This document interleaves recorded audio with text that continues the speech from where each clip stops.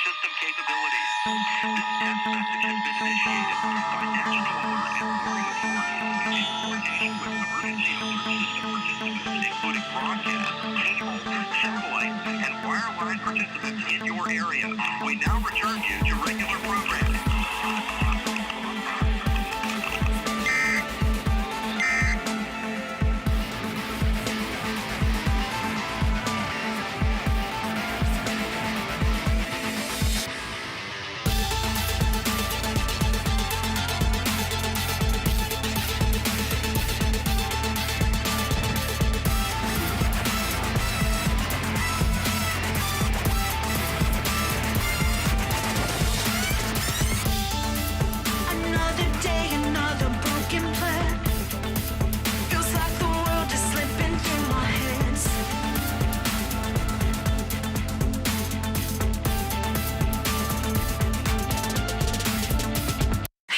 I'm losing control, can't seem to find my way home. I sat and watched my only map turn itself into stone. I'm hoping I can find the silver lining.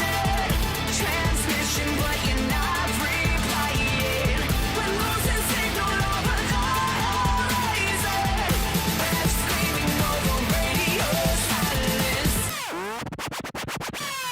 think we're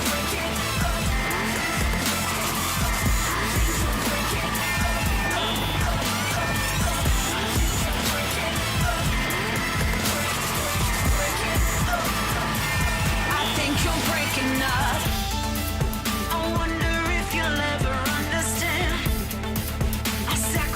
To avoid the end.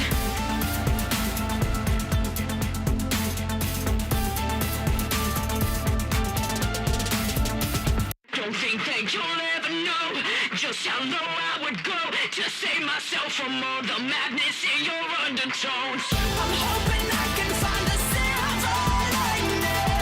Transmission, but you're not replying. We're losing signal over the horizon. I'm screaming over radio silence. I think we're breaking up. I think we're breaking up. I think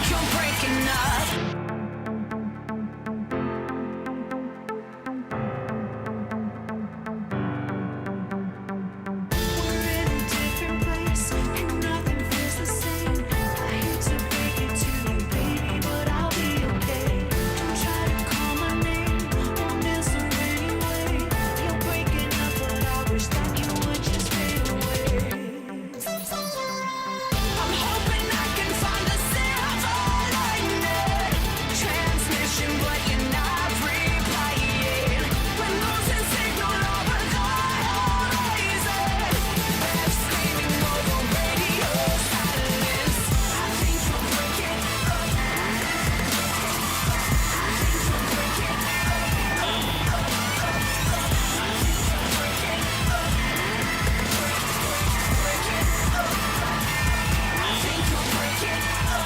Think you're breaking up.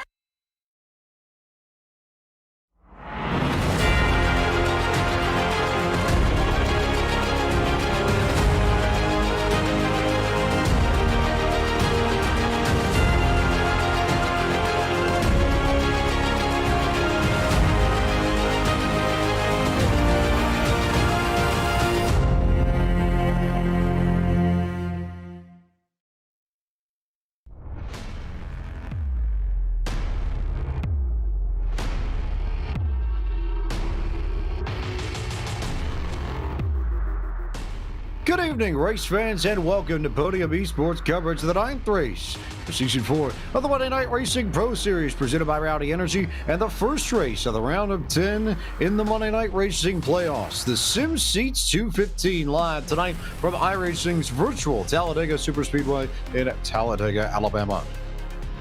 James Planky, the voice of Podium eSports, alongside Kenneth Bueno and Jacob Hitz to bring you all the action this evening, with Ryan Bauer producing all of the visuals you will see on screen. Cameras, as always, provided to us by Dougie Beard. Gentlemen, playoff time in 2022. Happy New Year to everyone, by the way.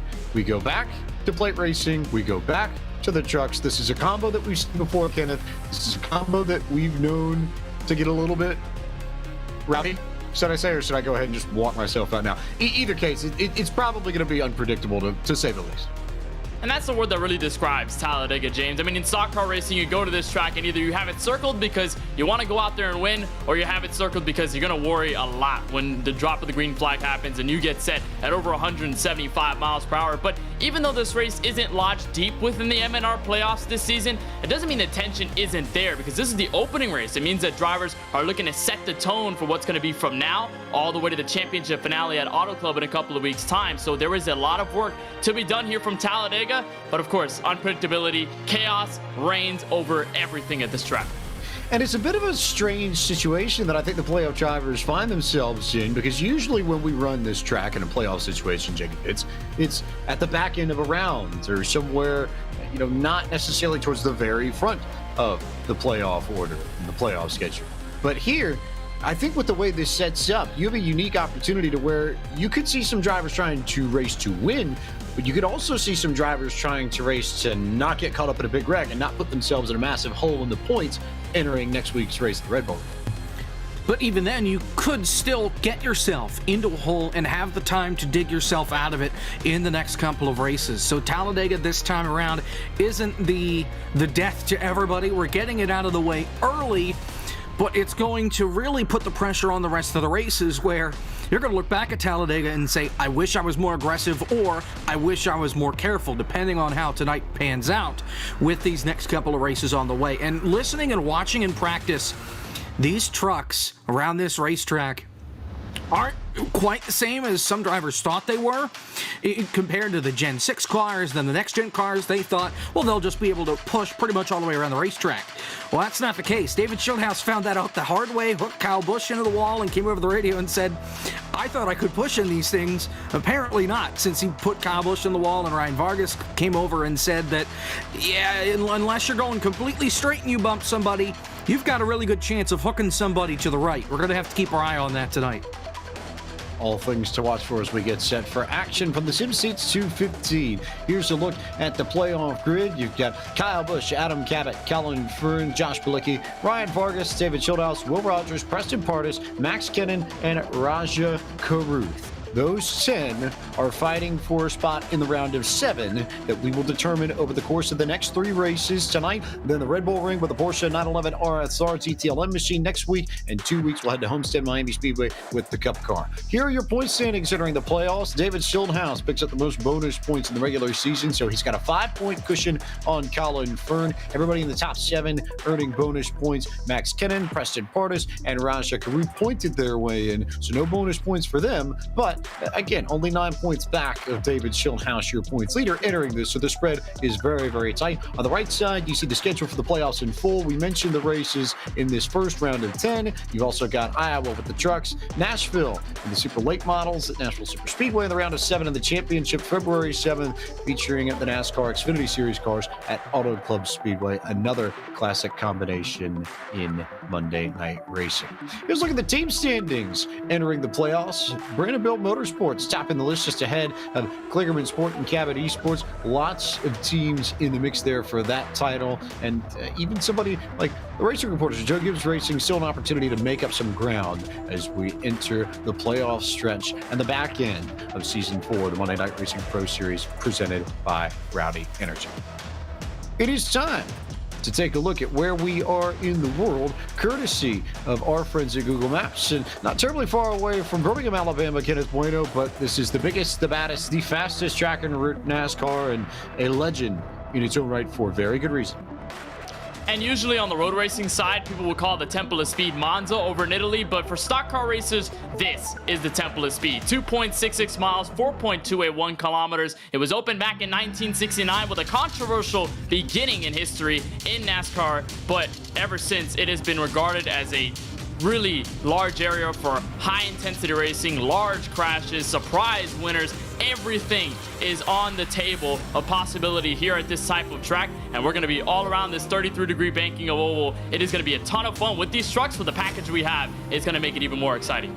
it's almost the same setup that we had in terms of distance for the All-Star race where we could go with the open wheel cars. But here we're in the trucks. We go for 81 laps, 215 miles, just over 345 kilometers. One fast repair available to these drivers. A fixed setup with 75% fuel tanks, 3 green-white checkers if we need them, and most importantly, a change here of the playoffs, a small wrinkle added to everything. No wave arounds within the final 5 laps. So if you get caught up in a wreck late in this race and you get stuck down on pit road and lose lap trying to fix the damage, you will be stuck a lap down for the rest of the race, most likely.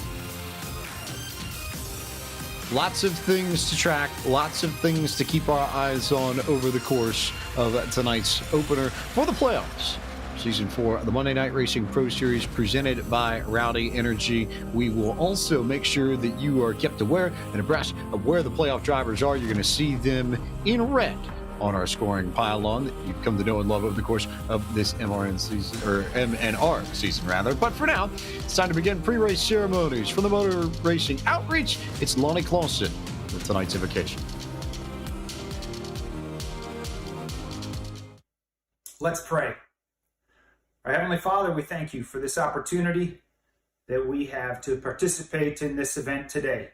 We thank you for the privilege to live in the United States of America, one nation under God, indivisible with liberty and justice for all. We commit this event to you, and may we please you. We'll give you the thanks. In Christ's name we pray. Amen. And to honor America with the performance of our national anthem, here is Jean Carlos with the Star Spangled Banner.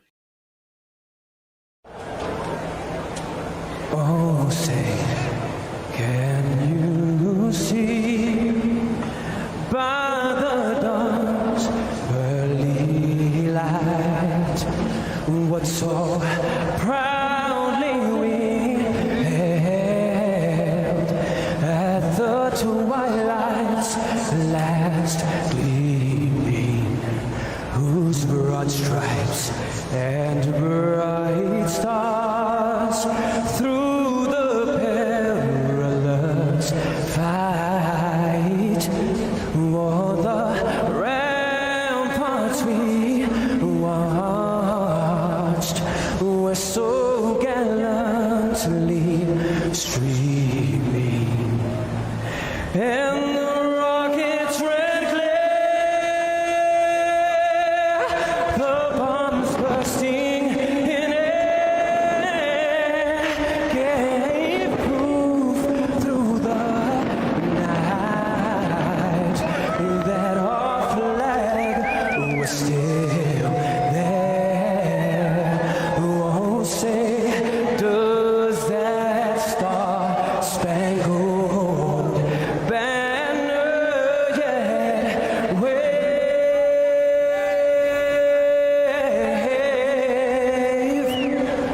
for the land and of the free and the home of the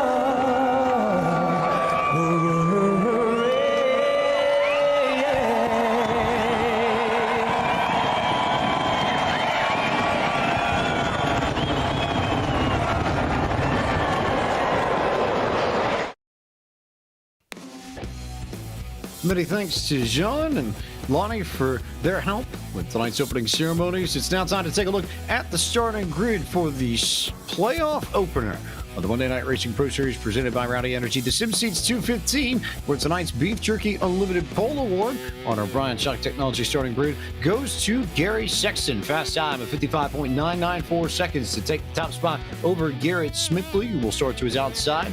Former champion of MNR, Will Rogers, starts in row number 2 alongside Matt Stolnick, playoff driver from a season ago. Adam Cabot was in the championship 4 last season. He'll start alongside Rasha Karuk, both of them fighting for the title. And in the playoffs, TJ Majors, who won the All-Star race a week ago, starts alongside Brandon Brown in row 4. Final drivers at the top 10 tonight are DJ Cummings starting to the inside in 9th, and Justin Melillo will roll off from P10. Kenneth Bueno.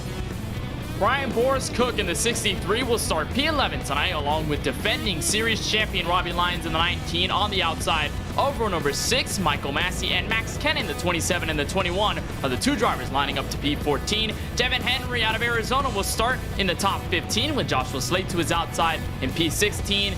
MLB pitcher Cole Irvin will start inside of row number 9 with Gabe Wood in the 50 to his outside. Final drivers in the top 10 include the 29 of James Bickford for Charlotte Phoenix eSports and Crypto Autosports' Mark Rabilis in the 99. Jacob? Playoff driver Ryan Vargas will start from P21 with Stefan Wilson to his outside. Playoff driver Joshua Balicki will kick off row number 12 on the inside. Garrett Miller lines up to his outside. Chris Wilner, Seth Eggert make up row number 13. Then playoff driver Kyle Busch with Stephen Ellis to the outside. Tim Duggar, Case Kallenbach round out our top 30.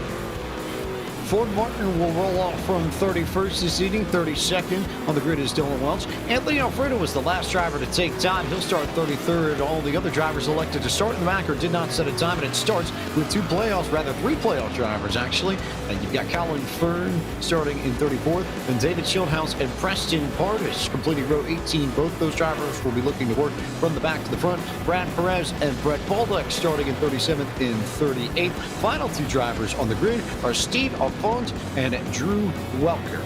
Completes our 40 core Bryant Shock Technology starting grid for tonight's SimSeats 215 from Talladega. Let's now go to our Fox Sports app in-race reporter for the first time this evening. Anthony Alfredo joins us. And Anthony, you've done plate racing before. You know this drill across pretty much all of the sim. Any particular plan that you've got tonight that might be a little bit different from what you've normally done, or is it the standard game plan for plate racing that you're going to look at this evening?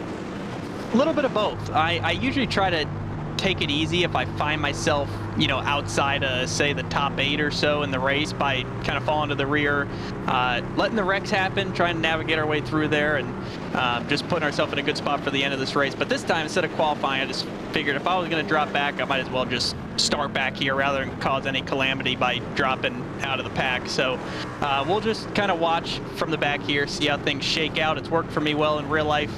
But I definitely want to get up there and redeem ourselves for last week in the All-Star race, because we were leading on the last lap going into turn 3, led a lot of laps actually, and just kind of got booted out of the way. But this time we do have the yellow line rule, so it should help and prevent some of that chaos at the end of the race. But looking forward to put ourselves in position at the end of this thing, so we're playing the long game, that's for sure.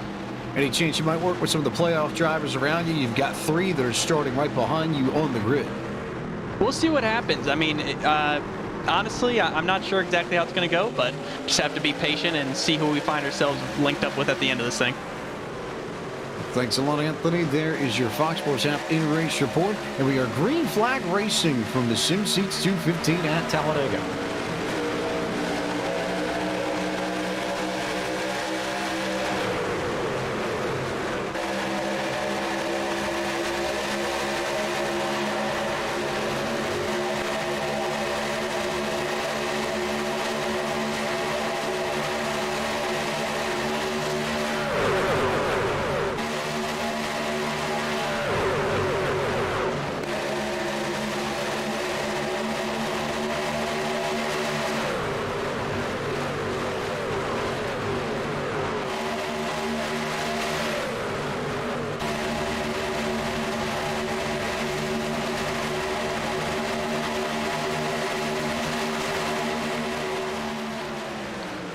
Matt Stolnick there, leading this field off into one alongside Garrett Smithley and Raja Karuth. Gary Sexton in line, all behind them. But everybody, I think, immediately trying to settle down into at least double file. Look at the back of this field, Kenneth Bueno, and there's already a tremendous amount of space way towards the back of this field. You get a good shot here down the backstretch. You see just how spread out this field already is a lap and a half in.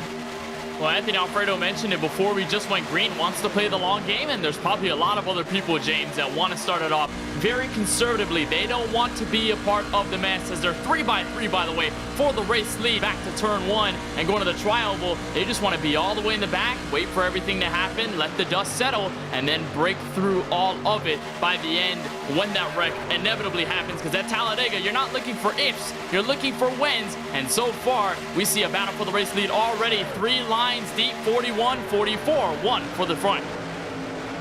Immediately, I think we're seeing 2 schools of thought open up in this Sim Seats 215, Jacob Hits. You've got about, I call it maybe the front 14, 15-ish, maybe 12 actually, is like a proper count of it, trying to figure things out. And even then, maybe less than that, you see Will Rogers to the right side of your screen already dropping back. But about the top 10 drivers look like they are actively trying to race towards the front as we go on board with TJ Cummins. Everybody else, I think, just waiting and waiting for the big one to happen in front of them so they can avoid it and be in contention at the end of this race. Yeah, we've got a long way to go on this thing, and I think Will Rogers may have a good idea, especially as a playoff driver. Get out of the pack, things calm down for a moment up at the front, but you don't know when an early accident can happen here. We see it happen more often than not at Talladega. You only have one faster pair. Personally, I think it's better keep that thing in your back pocket till we get toward the end of this deal, especially if you've got a red spoiler on your race car. If you're not in the playoffs, then I can understand being a little more aggressive because you just want to go to victory lane. But if you're in the playoffs, you're being very, very careful with that race truck. Would rather not have to burn the faster pair early. I think that's the biggest goal for just about everybody in the playoffs, though you wouldn't necessarily know it if you look at somebody like Marasha Caruth. You can see him there just behind Garrett Smithley on that outside line, just to the right side as we go on board with Stephen Wilson.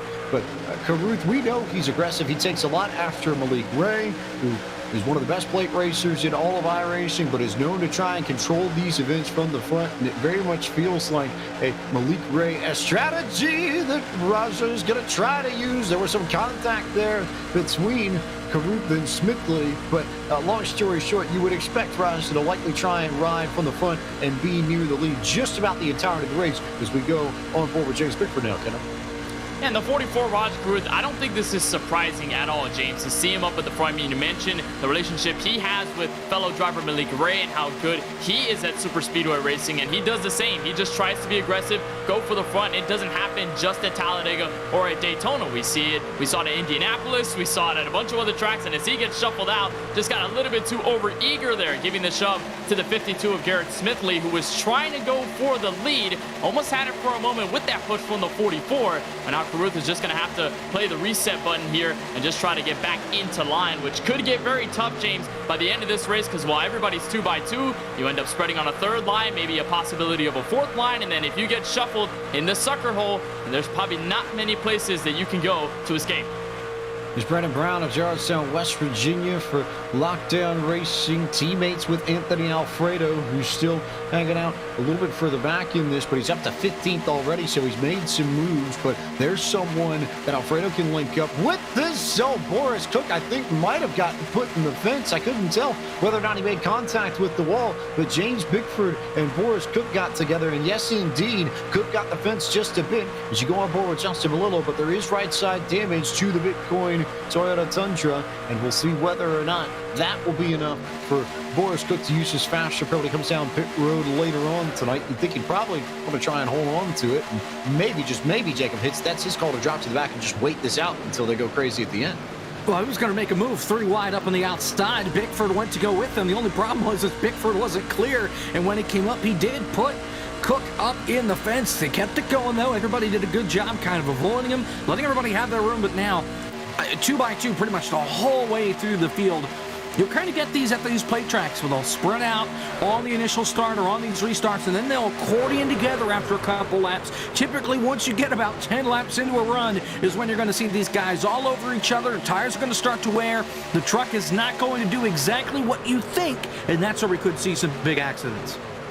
It could get very intriguing the later this goes. We know how wild these drivers can get. Meanwhile, Anthony Alfredo has just charged straight to the front. Started in 33rd up to 12th. You would think he may be looking for Brandon Brown, who's up in P4. It would make sense that those two might want to link up together, but they're not the only ones that they might find themselves working with over the course of the evening. Also note there, I don't know if you caught that kind of point, but a little slight adjustment there on the wheel for Anthony Alfredo. Maybe tweaking some of his car settings just to try and get that truck souped up a little bit more as he rides in behind the Tim Duggar machine going into turn 3. I think that's going to be a statement for the rest of this race, not only in the cars for every driver, but just overall on the bigger picture, the adjustments you have to make. And the 23, I mean, he's in the middle of the pack now. He talked with us saying that he was going to go for the long game. Doesn't appear to be the strategy as of the moment in the first 8 laps, but the adjustments there could be crucial to either obviously get away from what's going to be a scorching engine temp when you're behind in the pack trying to push, and obviously a bunch of different factors that go into super speedway racing when you have everybody around you and not much space to maneuver across the track. But look at this, James Bickford. We saw him slowly give the block to Bryant Cook on the back straightaway. Now he's formed up a line of his own. That 63 Bitcoin truck is in there as well, and all of a sudden, once again, 3 wide for the lead. Bickford with a bit of front end nose damage on his Toyota Tundra, but he's going to clear for the front just in front of the 52. Time to bring in our first report from pit road this evening as we get another good look at James Bickford. Here's our in-race reporter, pit road reporter, Taylor Burris, coming to us from pit road with some of the biggest stories in the opening stint of this race. Taylor. Well, a lot of drivers coming into the night saw from the Road to Glory race as well as racing here at Talladega with these trucks. There are so many more options that the drivers can utilize compared to running in an Xfinity or even in the new next-gen cars. These trucks can go just about anywhere you put them as long as you have help. And the biggest thing is going to be keeping an eye on those engine temps. Drivers can be able to stay nose to tail for maybe about 1 to 2 laps before those engine heats start to tick a little bit too close for comfort, but watch the runs. We've been seeing a couple of drivers trying to make their way up through the front of the field and try to play the Pied Piper. Who is going to be that Pied Piper, though, when it comes to the checker flag? We'll find out soon enough as we see a pass up toward the front of the field. Bickford to the point. Brown sitting in behind him as you go on board with him, and they're going to split James Bickford right through the middle. And Justin Billetto had the opportunity to go 4 wide and then thought better of it. So now leave it to Garrett Smithley to go to the front. Brandon Brown helping him on the inside. Bickford's got control of that middle lane, and then it's Tim Duggar up top with a little bit of help, I believe, from Boris Cook just behind Tim. Meanwhile, other thing of note, Kyle Busch caught the wall coming out of turn 4 a lap ago, Jacob Hitch, and there is right side damage to his Toyota Tundra as well. And I don't think they're done hitting the fence yet. These guys getting awfully racy up here at the front, 3 wide. I saw somebody, I think it was Dylan Welch, think about 4 wide before he got back in line behind Cook. Side by side for the lead for the moment. I think Bickford kind of scattering these guys around to help cool things off, at least at the very front. But that eye of the storm is brewing pretty much from 6th on back as they come off 4. Should be intriguing. Smithley now going to get stuck in the middle. Here comes Brandon Brown to the inside for a crack at the race lead at the stripe. Would be his first lap sled, I think, all season. And Brown will lead at Talladega in the SimSeats 215. Here comes Tim Duggar up from the high side, working his way down to that second groove to go pick up Garrett Smithley as they thunder through the banking at Talladega. And contact in the middle. There goes Tim Duggar into the fence with Garrett Smithley and everybody wrecking early as they all crash on the back straightaway. First yellow flag on lap 12 of 81 in the SimSeats 215. Kenneth Bueno. And already we've been looking for it since the drop of the big green flag, the big one at Talladega, and it strikes in the early laps of this race. And I saw a couple of red banner trucks, James, up in the air around on the racetrack in the middle of the mess. We'll take a look at the replay, and it all started right there. It looks like Tim Duggar got to the inside, got a little bit close, and he almost hit James Bickford, James, on the way before when they were 4 wide, and he was trying to split everything. And then all of a sudden makes contact, slightly hits, and then one truck goes around right there. That's the 41. Hip checks him just a bit. There's the 17 of Adam Cabot. He goes for a wild ride. There's Duggar coming back into the mess. That's James Bickford. And it is just a huge stack up, and it's not what people wanted to see at Talladega, but you have to expect it. And it started right there at the front where you would least expect it to happen. You'd see it in the midfield in the back, but it's the front drivers that get caught up in it. Yeah, it was really, really weird. Stolnick bounces off of Duggar, and I think it almost seemed like Smithley got into the back of Duggar at the same time. It was almost simultaneous contact from Duggar's left side and from the rear, and there wasn't really much he could do. He was very much just a pinball in that whole incident. I think the bigger thing to note are some drivers that got caught up in that. James Bickford, we saw, was involved. Adam Cabot was caught up in that. He's a playoff driver. It's probably the biggest name that we want to note so far as the points are concerned. And then you had everybody who was hanging out back. But as they all work themselves around the racetrack. We'll see who decides to come down pit road, and we will send it down once again to Taylor Burris for more info. Looking down on pit road as we will see the 12 of Brandon Brown lead the field down. A couple of cars also going to be joining him, as I believe it's safe to say everyone is going to come down to get that damage repair. I see smoke billowing out of one of the trucks coming down pit road. That's the 52 of Garrett Smithley, who seems like he is going to be done. He's going to have to utilize that fast repair to get back out onto the racetrack. Watching the field right here as they get to their pit boxes, because he will get into his Gary Sexton requested a tow because he could not continue to enter into his pit box. As the field is also continuing, we'll see who wins the race off. It will go to Brandon Brown, followed by Josh Balicki in second. Next up should be, as we wait to see the last few drivers working their way through, DJ Cummings in third. And then Chris Wilner will move to fourth. Lastly will be Devin Henry rounding out your top five. Bit of a mix-up here in the standings. Not a huge surprise to Talladega, given how many trucks were involved in that incident coming out of turn 2, but Brandon Brown in control of things. As we remind you that tonight's broadcast of this SimSeats 215 is brought to you by SimSeats. Since 2009, SimSeats has been designing and fabricating high-quality driving simulators, including motion systems, custom fabricated parts, and complete turnkey iRacing packages, all made in the United States of America. Their customer base includes all kinds of drivers, from amateurs to professionals, and their passion for racing drives them to build better sim racing equipment. Don't limit your track time to the weekend. Visit www.sim-seats.com for more information. And a big thanks to SimSeats sign on their title partnership in our SimSeats 215 opening race for the Season 4 playoffs of the Monday Night Racing Pro Series presented by Rowdy Energy from iRacing's virtual Talladega Super Speedway. A little bit of a breather now as we're under yellow and keeping track of drivers who have used their fast repair. Only one in the back and one in the front and one that's sort of in the middle of that I can tell, but not a surprise that Garrett Smithley and Tim Duggar have used their fast repairs. But Kenneth Waito, maybe the bigger story out of this, Adam Cabot, playoff driver, has already used his fast repair. And for Cabot, I mean, there's nothing really you could do. You're in the middle of it all, and as a red playoff banner driver, I mean, you just have to try and escape all of it. Here's a look from a playoff driver, not Adam Cabot, but it's the 53 of Josh Balicki. Remember, he went to victory lane at the Daytona road course with the MX-5 Miata cars to get into this round of 10. Watch as they come for the outside wall, finds the middle. There's Bickford spinning, and the C's part for him at the exact right time. And I was looking at Balicki, it looked as though he may have had a bit of damage, but it seemed as though he got away from that completely clean. So that was a heart-stopping moment, to say the least, from Balicki's truck. He's able to escape, but unfortunately, guys like Adam Cabot not able to really get out of the mayhem. He's going to have to use that fast repair. I believe, Jacob Pitts, we call that and that might be the most textbook example I have seen of threading the needle through a big incident at a plate track. Yeah, I mean, I've heard Darrell Waltrip say a lot of crazy things. This guy's trying to get through wrecks, calling different drivers Houdini and everything, making their way through absolute track blockers. But, man, some of these guys, you'd rather be lucky than good.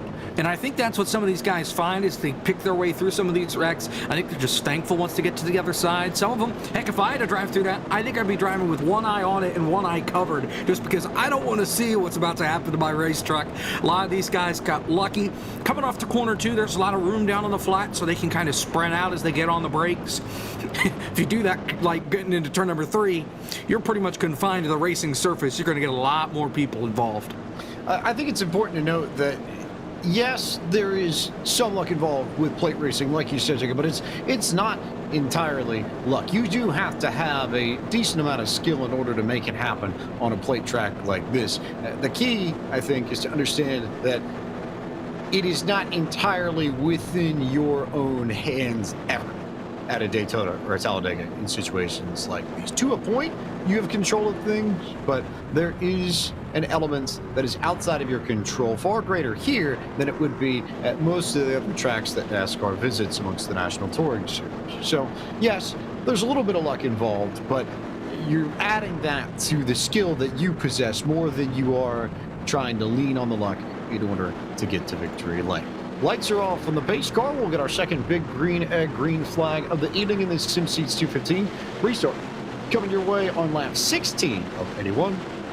Brandon Brown and Josh Balicki in control. Balicki, the highest running playoff driver at the moment, but plenty to go and plenty of ways in which that could change over the course of this point to the end of the race. Working our way back towards the line. Big green egg green flag back out, and Brandon Brown will lead them across the stripe as they'll go 2 by 2 by 2. Pretty dead even start for just about everybody in the top 10, but everybody else behind. About Steve Affon getting down into single file racing very quickly. It's only that front 10 that leaves us with 5 rows of 2.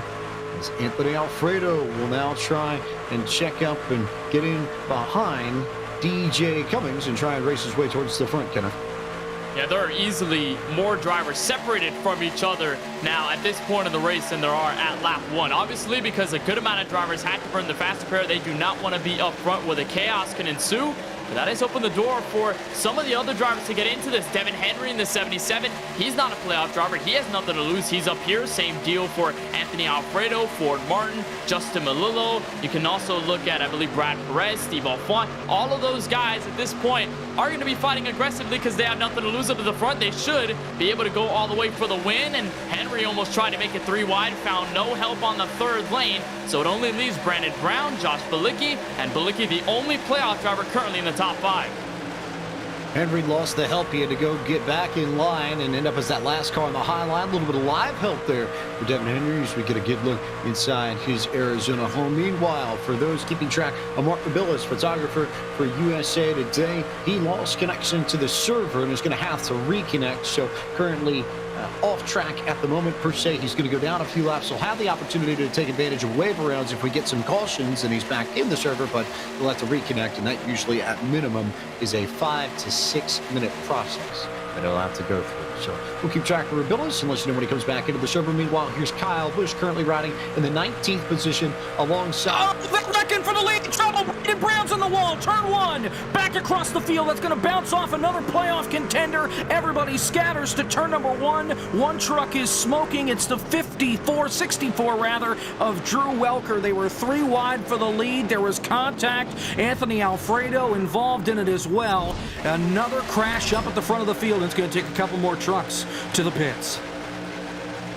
Balicki involved, Alfredo involved. Balicki, the big name here, one of the playoff drivers. You see the contact there. They were 3 wide, and just looks like there was a little bit between Brown and Alfredo. And Brown goes up the racetrack, collects Balicki, and then everybody else piling in from there. We'll see if we can get some good onboards and figure out who managed to just sneak through this. Didn't look like there were too many drivers, all things considered, that got caught up in this. We know that Brown and Balicki and Alfredo were 3 of them. Drew Welker got some damage on top of that trio, but I don't think there were too many other drivers behind that Kenneth that got swept up. Yeah, it was a calmer wreck, I'd say, to say the least, even though any wreck at Talladega isn't calm, but you see it as you're riding on board. A huge slam there. I believe that's Drew Welker who got involved, but you saw just how they were able to manage into the incident. Looks like Alfredo tried to poke the nose in. They went 3 wide for a moment. There was slight contact, just slight, between Alfredo and Josh Balicki. Set Alfredo's truck all out of shape. He wiggled and slammed back into Balicki, which then got into Brandon Brown and collected everybody involved there. Look at that onboard from Will Rogers, one of the series champions a couple of seasons ago. Remember, he's a playoff driver. He needs to get through stuff like this. And fortunately, the Toyota Tundra for Space Station Gaming is barely able to walk away from that. I don't think Will Rogers is going to complain about having a lucky horseshoe. Meanwhile, DJ Cummings has the field over by turn 4. Real question, Taylor Burris, is who's going to come down pit road this time and just get a splash of fuel for the second yellow in about the last 5 laps or so? We're about to find out here momentarily. We just saw Anthony Alfredo along with a couple of other drivers who have just completed come pit road, get their required damage fixed, and then James Bickford still out in pit road right now as well. He's waiting to be released as he now rejoins the field.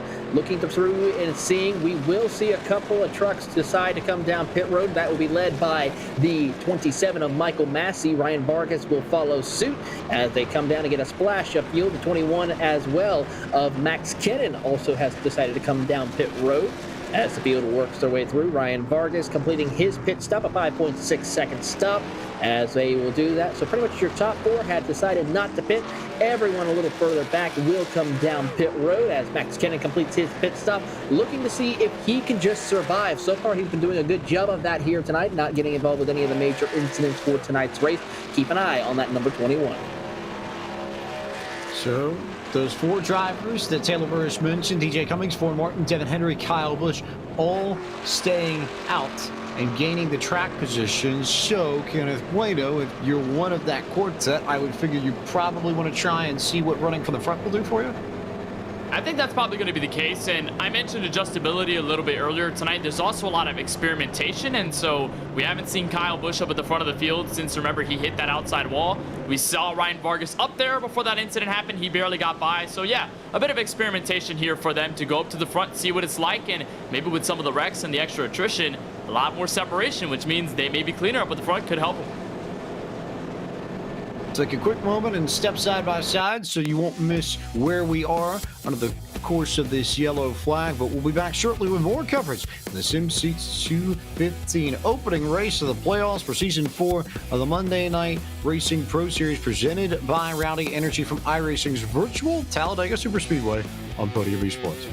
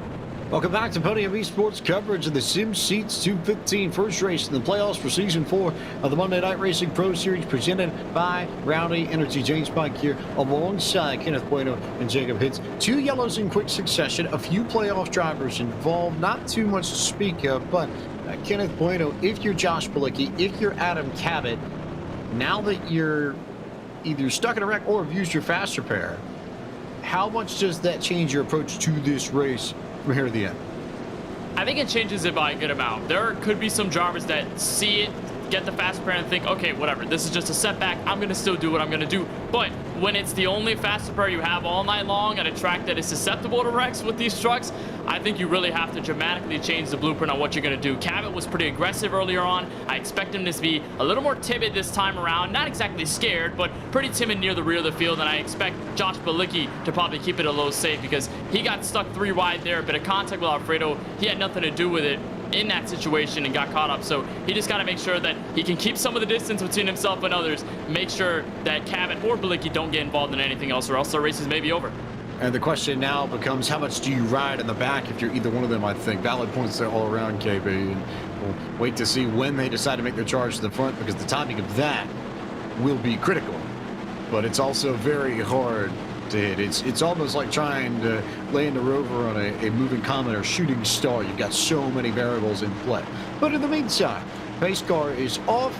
Green flag will be out momentarily. And the big green and green flag goes to DJ Cummings as we go racing now, entering lap 22 of 81 in this Sim Seats 215. Cummings goes to the front, Martin right behind him. Those two will tuck in and go 1-2. Devin Henry third, Kyle Busch fourth. All of them on the inside. Justin Melillo, one of the few that tried to hang out top. He goes single file, and that means that everybody in this field right now is single file racing. Well, not anymore at this point, because here comes Kyle Busch. Got some help from the 6 of Ryan Vargas. There's Justin Melillo. Look at the deep run that they get going into turn 3. Kyle Busch is sure to clear for the front. He's going to dive to the bottom, block in front of the 10. And so new race leader, KFB, the Rowdy Energy Toyota Tundra up to the front. Ryan Vargas now going to the outside, trying to make something of it.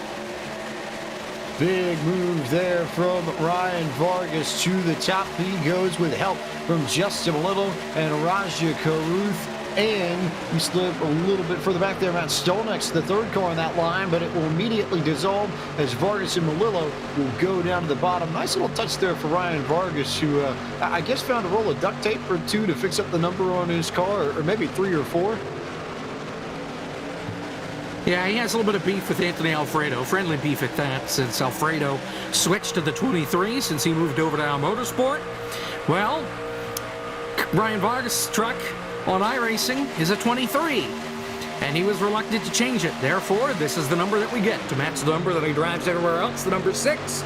A little bit of duct tape, but hey, it worked, and he's taking that thing all the way out to the front. One thing to note about Kyle Busch, though, that we saw, he got pushed out to the lead.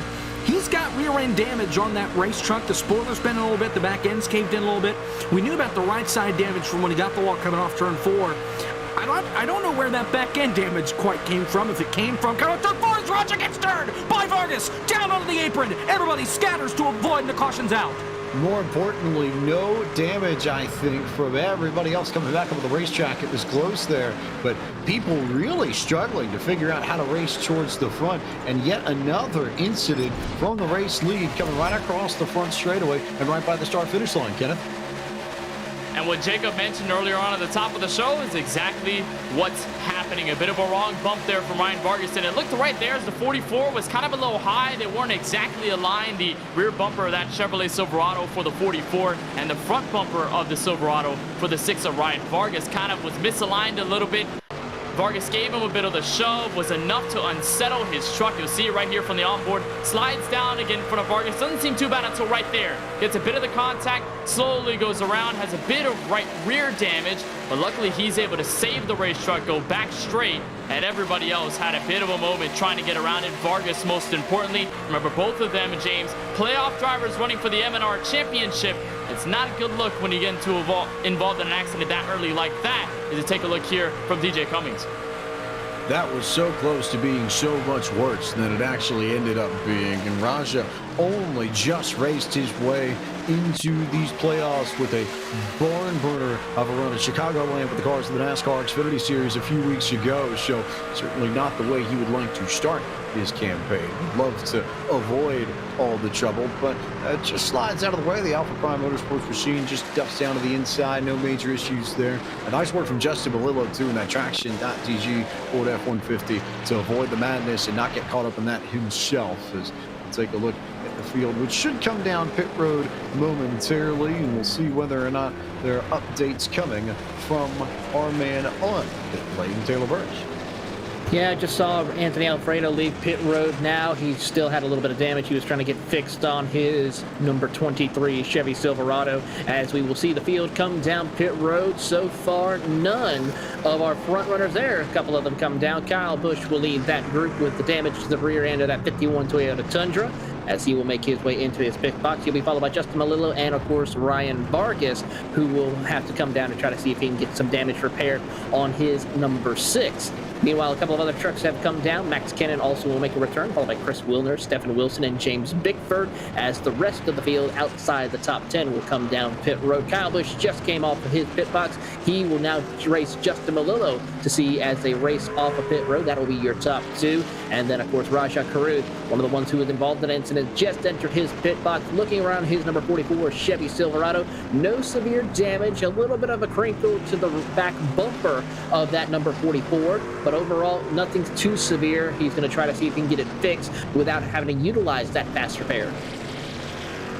So, a few strategies that I'm noticing here, and one that really stands out to me. We've got drivers, Kenneth Bueno, who are avoiding taking their fast repair and instead electing to come down pit road multiple times and try and fix up the damage. Anthony Alfredo is the most, I'd say, significant example of that at this point. And there's some value in there. And again, this is one of the strategy plays that you can pull in iRacing anywhere else, because you do have the ability to effectively reset your car. You click the right box in your pit options and boom, all the damage goes away. But Alfredo very clearly is saving that fast repair for later, and he doesn't necessarily mind being down a little bit on speed now, because it's the opportunity to fix the truck up so he can go racing later. You know, I think that when he mentioned long game, I wasn't believing him at first because of how aggressive he was, but I think this is the long game strategy. There's still a lot of time to go up to the front, to get your truck repaired, and to just try to go for the win. Because again, Anthony Alfredo, like many others, he's got nothing to lose. He's a non-playoff driver, and with only 26 laps in, you'd rather get it fixed here and there by a little bit instead of immediately going for the fast repair and going for a fresh truck so early on when there's so many other opportunities you can get into it. So this is the long game here by Alfredo. I was wondering when it was going to come into effect, and it comes right now, I believe. Well, let's talk to our Fox Sports app and race reporter, Anthony Alfredo, and see if we can get word directly from the driver. Anthony, we were just discussing your decision to come down pit road and fix the damage manually and not elect to take your fast repair. So, for those at home who might not necessarily be so familiar to the strategy of iRacing, just explain your thinking behind that decision and why you're keeping your fast repair for the moment. It's a great question. I mean, we're just past quarter of the way through this race. We're not even close to halfway yet, so there's a lot of racing left to go. So I definitely want to save that fast repair, because honestly, there's a good chance with the way this race is going that we get caught up in something big and have severe damage that could just take us out of contention. So I want to save that. I think I repaired just enough. I took all I could, but it should be enough to allow us to keep up here with the draft as long as we're in between some cars, not too worried about it. Disappointed we're even in that position. It was really because you know, the guy leading the outside lane I was behind just drifted wide multiple times in the first two laps. I didn't want to be too aggressive because we were early in the race, but when you drift wide like that and the guy behind you has a run, you got to expect them to fill that hole, because they can't just slam the brakes every time, and once they're there, you can't come back down either and try to block it, especially when they're at your door. So there was nothing different I could have done. I think I hate it took out some other trucks, but definitely nothing wrong I did as a clean move. People just need to not worry about their mirrors so much, worry about what's in front, hold their lane. So that's kind of what led to our damage, but we're still in it. We got some ways to go. I did tell you guys I would ride, and I guess I just kind of found myself restarting in the top 5 there, so I just kind of went for it. Wanted to get our whitetail smokeless Silverado out front and get some exposure, but we'll work our way back through the field here and make it fun and enjoyable for the fans watching. Quick, before we go green flag racing, does that incident up front change the way you might approach racing at the end of tonight's event, given how things played out there? No, absolutely not. I mean, if anything, you're going to want to be more aggressive at the end, but if you can't make moves like that now without something crazy happening, then I'd expect it to be a whole lot worse at the end of the race, just because the intensity picks up and guys are constantly going to make moves like that. They're not going to be patient. You know, when they build a run, they're not going to sacrifice it and wait any longer. They're going to have to take it at the end of this thing. So I expect it to be crazy unless these guys, you know, are able to hold their line or kind of keep guys behind them, so to speak, or manage the lanes better. But we'll see what happens on my behalf. I mean, maybe at this point I'll be more patient just to prevent myself from sustaining any more damage. But at the end of the race, just got to go for it because we want to be in victory lane. See how it all goes. There's Anthony Alfredo driving that number 23 Chevy Silverado and getting ready to go back after it. Here's we'll get another big green egg, green flag. It will go to Matt Stolnick, who will lead the field to green flag racing in the Sim Seats 215 once again on lap number 28 of 81. And yet again, everybody getting in line, getting single file. I don't think anybody really wants to race all that hard, at least at this stage. Kenneth Bueno. And I'm kind of surprised if you're seeing the only truck there on the high side, apart from what's now going to be Dylan Welch and Justin Melillo to assist on that second lane. Lieutenant DJ Cummings was not given space to go to the inside. And as we're going on this restart, it was a Crypto Autosport 1-2-3 with Stallnet, Cummings, and Ford Martin. They're still controlling both lines, which should be a positive thing for them, but they may have to defend against a charging Stefan Wilson out of turn 4. That's the 44 Roger Carruth to give him support, so Carruth not phased by the last caution. Stefan Wilson to the front of the field. Stefan Wilson with the big moves from the high lane and then drops the elevator all the way to the bottom and leaves the middle open for the 10 machine of DJ Cummings. Meanwhile, here comes Raja Carruth, who's got control of that high lane. And how about Dylan Welch? We've not called his name at all tonight, and yet all of a sudden here he is in the middle of this front pack, riding in the top 10, Jacob. But he almost washed up into Kyle Busch, getting into turn number 1. He gets it back in line. Here comes Stallneck now. He's going to come to the middle. He's going to lead that middle line with Raja up top. And he's got Stefan Wilson downstairs with the push from DJ Cummings. He's going to try and take that playoff truck all the way to the lead. He's not quite clear down low. He's going to try and get close. Now he is with Raja upstairs. 2, 3 playoff drivers battling for the lead coming off turn 4. Small scoring note for you. If you're wondering where Josh Balicki is, he asked race control for an end-of-line penalty. Wanted to be in the back to avoid the hard racing here. That is something you do have the option to do. And in a place like Talladega, might actually benefit him, especially given that he was involved in the wreck earlier. So Balicki's out back, riding in 39th, trying to stay away from all this as Devin Henry finds himself right in the middle of it. We go on board with the Emmy-winning driver out of Arizona, just trying to tuck in right behind Ford Martin in third. And I talked with him last night when I covered Simax Cup Series Power MPI with him, and he was talking about how crazy it was going to be. He was talking about his paint scheme, revealed that he was going to put out for this race here from Talladega, but it looks like he didn't really have any expectations, didn't really seem to be a driver that was really concerned about this race. He was just going to go out there and have a lot of fun. And so he's trying to do that right now, just on the inside line, currently rocking in P6, but one that has been under a amount of pressure is Raja Carruth, who's now up front. I heard him earlier in turn 3 with Kyle Busch telling him to get down, get down, get down. Unfortunately, was not able to bring that 51 truck with him, but the playoff driver trying to already launch himself up at the front of the field, and he's doing so with flying colors as he clears Stefan Wilson for the lead momentarily. There goes Carruth to the front. Anthony Alfredo here on board with our Fox Sports app in-race reporter, who's tucked in behind the pair of the NASCAR machines. Good friends DJ Cummings and Matt Stillneck have found themselves together. I think it's the first time tonight they've been nose to tail, and we know how well they work. Both employees of NASCAR working in their uptown Charlotte offices. They know each other very well, now working together very well and trying to work the outside to get around Raja Carruth. However, Stallneck's got some damage to the right front of his truck, and that may slow down the outside lane just a little bit as we go on board with Boris Cook, who's got the top lane working, and Kyle Busch, now the first truck in that third high line. Yeah, that outside line, they pretty much had to rebuild after Raja left. Couldn't bring Kyle Busch with him. He was clear for half a second, if that, but he could not get to that middle line or get to the bottom. So Kyle Busch stayed up on that outside line, and now he's trying to recruit some folks. He's got Dylan Welch with him. He's got the 26 of Chris Wilner. Cook is there now as well. The field's starting to accordion back together, but here come the NASCAR team up the middle with Anthony Alfredo. Matt Stallneck, he's clear for the lead, and DJ Cummings is right there with him. Stallneck, Cummings, Alfredo, do they go anywhere with this, or do they stay in the middle? The answer for now is they'll maintain that central lane. So Raja Carruth will get the run to the inside and try and get the help from Stefan Wilson to go back to the point. Alfredo thought about peeking out high for a moment, then decided against it. In the meantime, here comes Kyle Busch with some momentum and some help from Dylan Welch as Stallneck and Raja Carruth will go wheel to wheel, but was Stallneck who led that last lap by 4 1,000ths of a second as we go on board with Ford Martin. Kenneth Bueno. And Ford Martin, I saw him last week in the Indy cars at Talladega. He had a lot of great facial expressions while in the middle of the pack. A little bit calmer this time around as he's closer to his teammates, but bit of contact there. Bryant Boris Cook. Will Rogers get turned around? Yellow flag is out once again in lap 33, and I saw a couple of trucks hit check each other, and it seemed as though 42 seems to be the heavy one involved. Not as many trucks as previous incidents, James, but it's a fairly stackable one.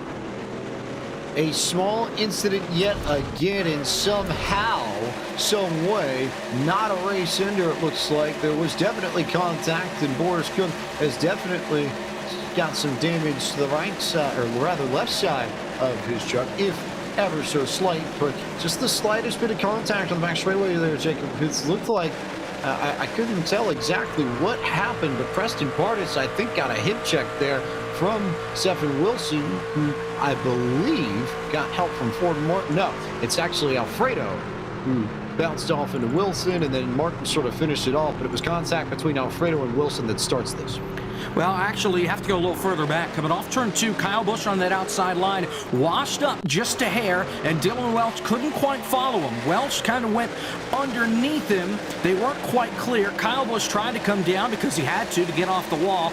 Welch was not clear. Welch gets bumped down into Alfredo, and that sends Alfredo down into Stefan Wilson to set this whole thing off. Pardis gets a piece, Cook gets a piece. Other than that, everybody else does a whale of a job for getting through that, and Dylan Welch given an EOL penalty, pretty much given responsibility for that crash.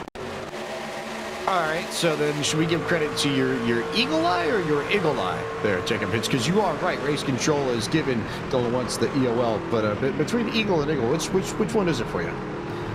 Yeah, I am not that close, or I am not close enough to Philadelphia to say Eagle. It is Eagle, my friend. So, eagle eye then it is. How about let's get our eagle eyes on pit road. Taylor Burns, what do you have for us? As everybody has decided to come down pit road this time around, Matt Stallneck will lead that field. Keeping an eye on a couple of those drivers who were involved in that incident to see how long they're going to be on pit road to get that damage repair. Of course, Kyle Busch, one of the first ones to enter into his pit box. He just finished his pit stop with a 6.2-second pit stop, and he's going to fly out with the race off of pit road. Matt Stallneck and Rajat Caruth and Anthony Alfredo will round out your top 4. Throw in DJ Cummings, your top 5, but not surprised to see him just choose not to utilize that fast repair just yet, but he's going to be able to come his way through. One thing to keep in mind is a lot of these spotters here, drivers are utilizing live spotters to help them get through some of these issues that they're having on pit road. And it's going to be interesting to see how they're going to be able to work their way through, as we're not even at the halfway point of tonight's race. A lot of drivers not too happy about the incidents happening this early on. Still a handful of laps away from halfway, as we remind you that tonight's broadcast of the SimC's 215 for the Monday Night Racing Pro Series presented by Rowdy Energy is brought to you by Rowdy Energy. Two-time NASCAR Cup Series champion Kyle Busch and beverage entrepreneur Jeff Church have collaborated to develop the drink with a proprietary enhanced energy formula consisting of time-release caffeine, sugar reduction ingredients, amazing taste, and hydration levels above the leading sports drinks. Rowdy Energy is a cleaner, smarter energy drink, and you can visit rowdyenergy.com to place your order today. And if you text the number with the letters M and R to 855-856-7912, you'll get 15% off your first order at rowdyenergy.com. As always, we've got a 12-pack of Rowdy Energy to give away. Once a week, we do this to our most active fans on Twitter, and tonight, big winner is NASCAR Forever 88, who has a busy schedule babysitting a 4.5-year-old Monday, Friday, 8:30 a.m. to 12:30 p.m., and then go care for a 95-year-old from 3 to 9. Could use the energy, I think, in that sort of case. So, congratulations to NASCAR Forever 88, tonight's winner, the Rowdy Energy 12-pack. And if you want to be a winner, get involved. Tweet about Monday Night Racing on Twitter and tag Rowdy Energy in the process. Big green flag going to come out here on lap 36 of 81, and Kyle Busch, who, oh, by the way, won at the last points race that we had here at Talladega. And Adam and going. 2 green flag racing we go. 2 cars racing in line for second. 2 cars stuck on that high line, and now there goes our friend to the bottom to leave Matt Stallneck all by himself. Well, 2 James became 3 on the bottom side. Rajat Caruth giving a slight shove, almost got the 51 way out of shape going into turn 1. But everybody single files ahead for the Alabama gang super stretch. Alfredo has a bit of help this time by on that back straightaway. Give it 2, 3, 4 cars this time. And now he's going to make a formidable high line up here. Here comes Gabe Wood, Justin Malillo. Busch got shoved a little bit there, tagged the apron, and Alfredo will nose out ahead for a moment.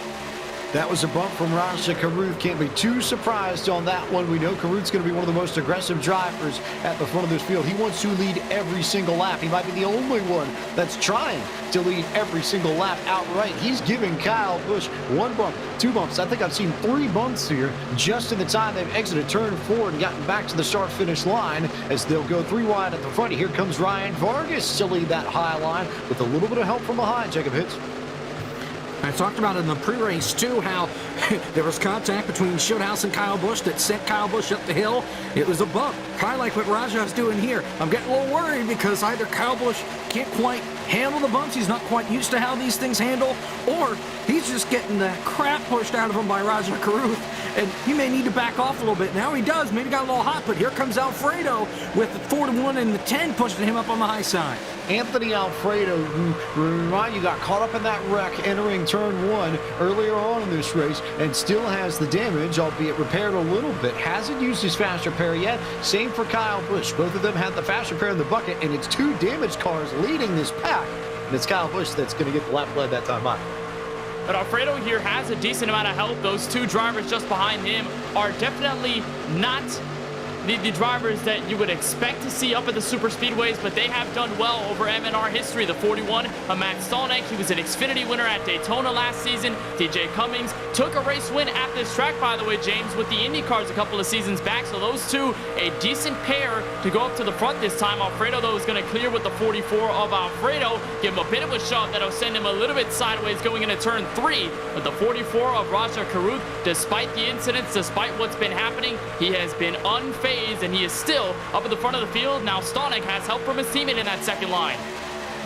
Stolnick and Cummings working together again. How many times are we going to call that pair at the front of this, Jacob? That's what I think these drivers are really going to need to watch out for, because at some point in this race, you're going to need help from teammates. It feels like a very, very big display and show of strength from Stolnick and Cummings that they found each other this quickly and are working this well together right at the pointy end of this field. Well, once we get past this halfway point, your friends are where you find them. And if you can keep your friends close to you up until the end of this thing, like the 41 and the 10 have pretty much done over the last 20 laps or so, they're going to be in pretty good shape. You saw Raja Caruth, he jumped to the high side. That puts Anthony Alfredo out in front with Kyle Busch giving him the help. Raja going to pick up the 2 friends in the 41 and the 10, try and build some momentum up on that outside of the racetrack and get himself back up to the front. And I suppose, to build off of the point that you just made, Jacob Hitz, later on in this race, you are going to find out who your friends are. You're going to find out who's going to drop everything and run out to the front with you, crank up their trunk, and hit the gas and get there fast, and so on and so forth, as we get our first musical reference on Podium eSports of 2022. Raja Caruth in control of this with help from Kyle Busch just behind. Alfredo's taking control of that top line, and looks like Raja Caruth now wants the middle lane or the top lane, or maybe just a bump there from Anthony Alfredo. Remember, those 2 had a bit of an incident at Chicagoland a few weeks ago that kept Alfredo out of victory lane, and Caruth was the one who ended up in the playoffs. But that's something I think we're going to have to just remember here over the course of these next few races, because you never quite know if and or when payback might come.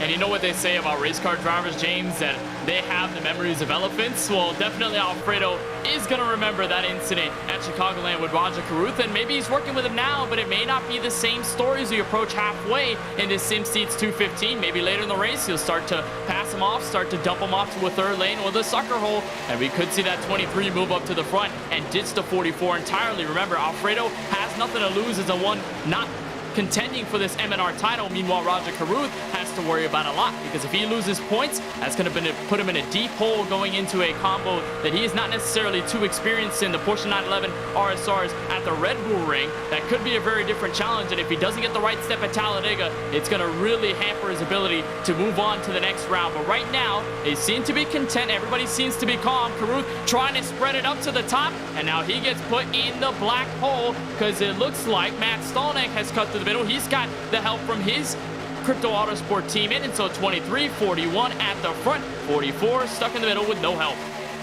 Stuck in the middle, he is across the halfway point. We are, and that means it's time to bring you our iRacing Midway Race Break, which as always is brought to you by iRacing, the world's premier online racing game. iRacing puts you in the driver's seat to experience today's newest form of competitive motorsport. Virtual racing, all from your home PC. Race virtually in Australian supercars, IndyCar, NASCAR, IMSA, the world of outlaws, and more.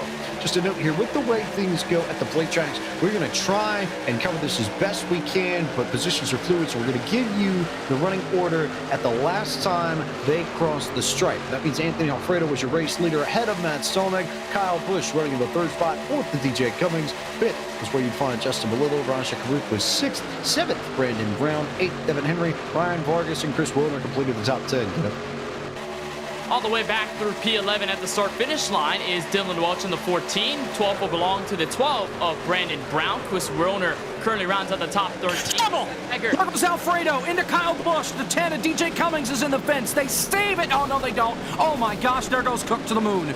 Oh, a huge crash in turn 2. Caution's out. We tried to get the midway race. We did. we tried, but fate said otherwise, and that is likely race over for Boris Cook, who had already used his faster pair. Big run up into the fence for him. Kyle Busch also caught up in this. Looks like DJ Cummings got a piece of this. Ryan Vargas as well. And you get a good look here at the overhead. There's Cook flying in the back. Kenneth Plato, but a handful of important drivers to the race so far caught up in this. We get a good look at how this all develops from the front straightaway all the way to the incident in turn 2. I think I'm going to reference the Podium eSports Space Academy because we have to have Brian Boris Cook as a newest entrant, as you'll see exactly what happens in 1 and 2. Everything's fine up until right about there. You see Karuth sets to the middle, but right there a bit of contact between the 51 and the 23 sends Alfredo drifting just a bit high, and then made contact with a look like DJ Cummings, gave him a bit of a shot and sent him around. Everybody went for the outside wall. Kyle Busch, who we mentioned did not use his faster pair up until this point, is most likely going to have to use it this time. I'm not sure whether he's going to be able to tow it to pit road. We'll see, as he's currently limping on the apron, but Brian Boris Cook went for an absolute ride in his Bitcoin machine. Here's an onboard with Kyle Busch. There's a second hit there by what looks to be DJ Cummings in the 10, and the smoke billowing out of the front end of that Toyota Tundra. He continues to limp it down to try and find a scapegoat. And again, a friendly reminder that these drivers do have faster pairs available, so even though Kyle Busch was caught up in that wreck, he can use his faster pair to keep himself in this race and not have to worry about the damage, and you would figure he may well just. But as it stands, Kyle Busch still in contention. Everybody that's got a faster pair still in their pocket is, in theory, it's Boris Cook, who is the one driver who is really out of contention at this point. Everybody else still has a chance at this. Meanwhile, leaders are coming down pit road, means we get the chance to come down to Taylor Burris. Taylor. Certainly do indeed. Watching a couple of cars that are still trying to beat away on their race cars. Anthony Alfredo trying to get that damage repair, as Justin Melillo will lead the field down as Kyle Busch exits off of pit road to try to stay on the lead lap. It's going to be a tough call for him as he now exits off pit road. But here comes Melillo into his pit box. A little bit of damage to the 53. He will take that fast repair to be able to continue on his way as the rest of the field continues on their pit stop. Here comes Melillo out of his pit box. Karuth will try to race him off, and as they do, it'll be Devin Henry, Raja Karuth, who will be your top 3. We'll see who else follows. Matt Stolnick and Brandon Brown also round out your top 5 as they race off of pit road. So, drivers coming off of pit road, everybody's shuffling around, and let's go back and try and touch on our running order now that it's a little bit more settled. We're under yellow flag, so we really can't give you a good read on who is where. And it starts with Justin Melillo, who will be scored as the race leader when we go back green flag racing and get our big green egg green flag. There's a good look at the driver out of Port Jefferson Station, New York, running for Traction.gg. It is Ford F-150. Devin Henry, we've seen a few times tonight on camera already. He runs in second. Raja Karuth is scored third. Driver out of Washington, D.C. Brandon Brown for SAR is in fourth at the moment. Fifth is where you'll find Matt Stolnick. Dylan Welch currently rides in the 6th position. 7th belongs to Garrett Smithley. Seth Eggert holds the 8th position. 9th goes to Ryan Vargas. And 10th to Josh Slate. Tim Durger currently sits in 11th. Gary Sexton just behind him in 12th. Actually switched that. 13 of Sexton. Actually, he's in 12th. Stephen Ellis is in 13th. Ford Martin is in 14th. Brett Baldick in the 4 rounds at the top 15, followed by defending series champion Robbie Lyons in 16th. 17th to the 42 of Preston Pardis, TJ Majors, Stephon Wilson, and Brad Perez to your top 20. Max Kennan, the playoff driver, sits in 21st with Steve Lafont in 22nd, Michael Massey 23rd, Mark Rebellis in 24th, David Schildhouse, another playoff driver, he sits 25th, then Chris Wilner, Cole Irvin, Josh Balicki, James Bickford, Will Rogers, your top 30. Gabe Wood sits in 31st. Adam Cabot holds 32nd. Case Gallowback currently in the 33rd spot. DJ Cummings 34th. Drew Welker racing in 35th. At this time, 36th belongs to Colin Fern. Anthony Alfredo 37th. Garrett Miller 38th.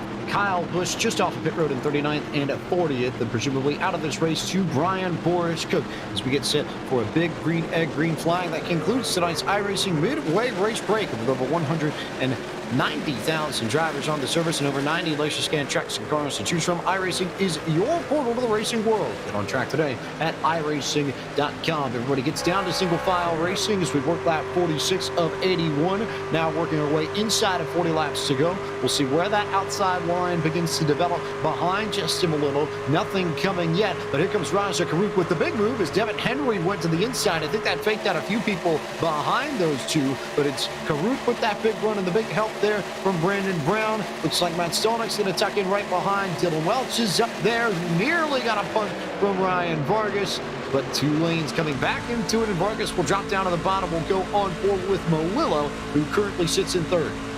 And that was almost inevitable there on the restart. The 53 got a huge jump, which means out of turn 2, everybody who lines up is just going to get the huge one. They're going to try and slingshot. And, of course, the 44, who wants to command this race, shot out in front, trying to take the lead away, but not before Brandon Brown in his Simpsons car gets up to the front. There he is going into turn 1, but it was shoved there from the 44. But he's going to be able to command the field for a moment. Third line had some hope with the 07 of Ford Martin, but it looks like that inside lane all mostly single file. You can tell the intensity of the drivers has slowly cramped down just a bit. Maybe not anymore, because here comes Stolnick with some help from Ryan Vargas.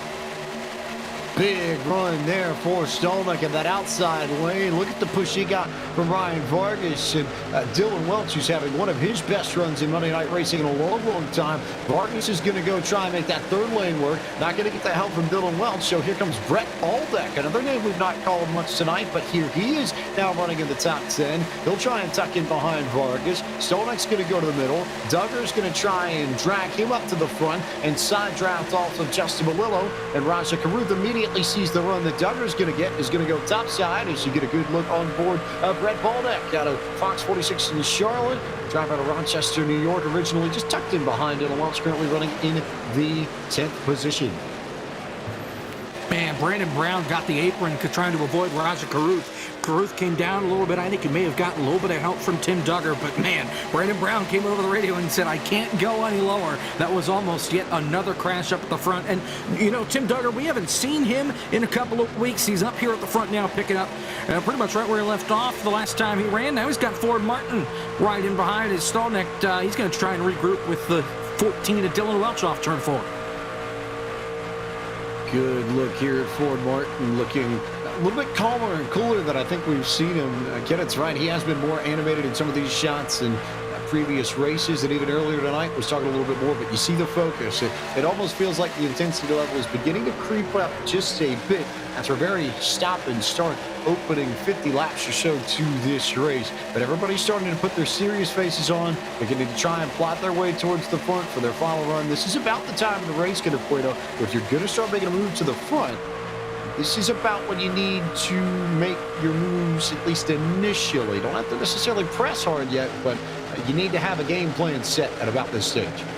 Yeah, definitely. This is the setup portion of the race. Usually at super speedways, or really in any sort of race on the stock car side, or even on the roadside, you're just setting things up for what's going to be your final plans. You're already looking around and saying, okay, who do I want to work with? Who have I been working well with all night long? And who do I maybe want to lend a hand out to get a friendship going and potentially work together to get to the front of this field. And what I'm also looking forward to is how the playoff drivers get to the front of the field, because if you're looking at the top 5, only 2 of them are outlined in red on the ticker on the left side. So that means everybody else in that round of 10 is definitely beneath the top 20 or somewhere among the field, just meandering around. So they, I think, at most important, James, have to set this thing up, because if they can't, then in the final 32 laps, it is going to get ultimately tough to regain all those points next week at the Red Bull Ring. And speaking of playoff drivers, that's Kyle Busch being lapped by leader Brandon Brown. So Busch goes a lap down. Remember, we do have wave rounds. If we get a yellow outside of the final 5 laps, Kyle Busch at this point would be the first truck 1 lap down, would have the opportunity to get his lap back. However, we don't get a yellow between now and the final 5 laps of this race, and he's stuck in the same spot. He's just going to have to try and race his way to the front. But I think he saw exactly what Rowdy was doing and saw the weaving and bobbing that the Alpha Prime Chevy Silverado is moving and shaking with at the front of this field, and decided to have nothing of it. But it's working well for Rowdy. He's got help from Tim Duggar. They go to the outside of Brandon Brown, and back to the point goes Rowdy in the sim seats 215. Yeah, Roger's been really fast all over the racetrack when he's pushing, when he's the pushy. On the receiving end, he has really been strong. These last couple of weeks since Chicagoland, that 44 has been freaky fast, and that thing, it's going places. And, you know, he barely made the playoffs. I think he's going to ride that momentum pretty much the rest of the way as they lap DJ Cummings here as well. These drivers who got stuck and caught out now trying to sort themselves out. Cummings actually has the free pass spot over Kyle Busch at this stage, so just worth keeping track of that. We're going to have some drivers who are going to be looking for a wave around and looking for a yellow that they can avoid so that they can be eligible for it. We will certainly watch the back of the field and see who may be eligible if we get another yellow flag. But as it stands, it is a different Brandon Brown up front. This is not the NASCAR Xfinity Series driver Brandon Brown. No, this is the Brandon Brown, formerly of Richmond Raceway eSports, now of Race XR. You can find him. He's got a lot of races at the dirt track at Texas Motor Speedway and done a lot of work for their eSports platform, primarily involved in the dirt racing scene now after a turbulent 2021, but looking relatively comfortable out front here as Rajah Caruth just about makes contact with Tim Duggar. That was close, but Rajah's going to try and block, going to try and move. He's going to try and do absolutely everything possible to stay at the front of this field. After the way he's raced the first 50 laps and change here, that much I think is now very obvious. Kenneth Porter. And there was some commotion there by the 33 of Tim Duggar as you right on board coming out of turn 2. He's going to wiggle the 44 just a bit. It is getting hairy nonetheless, James, at the front of this field. But you saw going into the trioval, looked like Caruth got a little bit high. Duggar tried to go for the middle, but then Caruth was trying to give the block, and it all came at the wrong time and almost got them involved in an incident. Luckily, the 33 backed up, got behind the 44, and now they're back to single file racing on that second lane. But that could have been very big, and that could have been very pivotal for the lap car drivers that you mentioned, DJ Cummings, Kyle Busch, which are looking for the wave rounds. That could have been the opportunity, but the door ends up shutting, and Brandon Brown continues to lead. Caruth now with a big run going into turn 1. A little bit of help there from Tim Duggar, but not as much as we've seen in this instance, as it's been a little bit earlier on in this race. We've seen those two trucks at the front, especially in that outside lane, tucked up more together. As we take a look at Stephen Ellis, who won at this track 1 season ago off of surviving and avoiding the major wreck on the last lap. We'll see if someone can pull that card tonight, but he's got a victory in MNR competition in his career, looking for his second career victory at Talladega tonight. Meanwhile, they've gone single file amongst the front 3, and I wonder if people are starting to notice what Raj has been up to, and I wonder if they may be trying to maybe just leave a little bit of breathing room here, maybe not necessarily race right up with him. I think they know he's fast, but I also am not sure if anybody wants to quite match his level of aggression, at least at the moment, though that could very obviously change over the course of these final 27 laps. Well, we've got a lot of folks inside the top 5 that have already used their faster pair. Brandon Brown, Preston Pardis, Justin Melillo, the top 3. Everybody except for Rajah have already used their faster pair, it feels like, up in the top 5. Ford Martin hasn't used his. Neither has Dylan Welch. Tim Duggar used his, and he has dropped back here in the field as Preston Pardis is going to get pushed all the way up to the front, but here comes the 12 of Brown back on the inside. We've not said Preston Pardis' name a lot. He's used his fast repair. He's a playoff driver, and he's got help behind Tim and Raja Karut, so 2 playoff drivers in that outside line. Meanwhile, Taylor Burris, what do you have for us from pit road? Well, speaking of Preston Pardis, he actually does have a similar win at a super speedway, racing in super late models at Michigan. Of course, that's more of a super speedway style racing like we see these trucks here at Talladega, so don't count him out. He knows a thing or two about getting around these super speedways, as he's going to work that outside with Raja Karut. But also, one thing to keep in mind is watching some of these spotters working here tonight. We got a bunch of live spotters. Brian LaPrade spotting for Anthony Alfredo out here tonight. We have a couple of the Road to Glory drivers spotting for their Pro Series competitors, such as Bailey Turner for Adam Cabot, Tom Miller for Max Kennan. It's incredible to see how they're trying to work their way through and also try to wheel and deal, trying to find people to work with when we get closer to the end of tonight's race. Keep an eye and see who these dancing partners will be.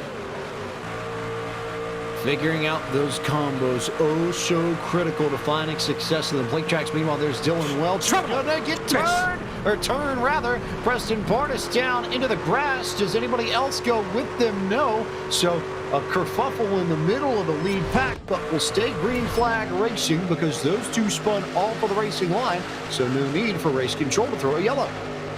It was interesting there between the 2 playoff drivers, and you'll see it right there. That's just behind the 44 of Karut. Looks like Dylan Welch just gave him a bit of the nose, even though Pardis was just trying to, I believe, side grab just to get some more momentum going back to turn 1.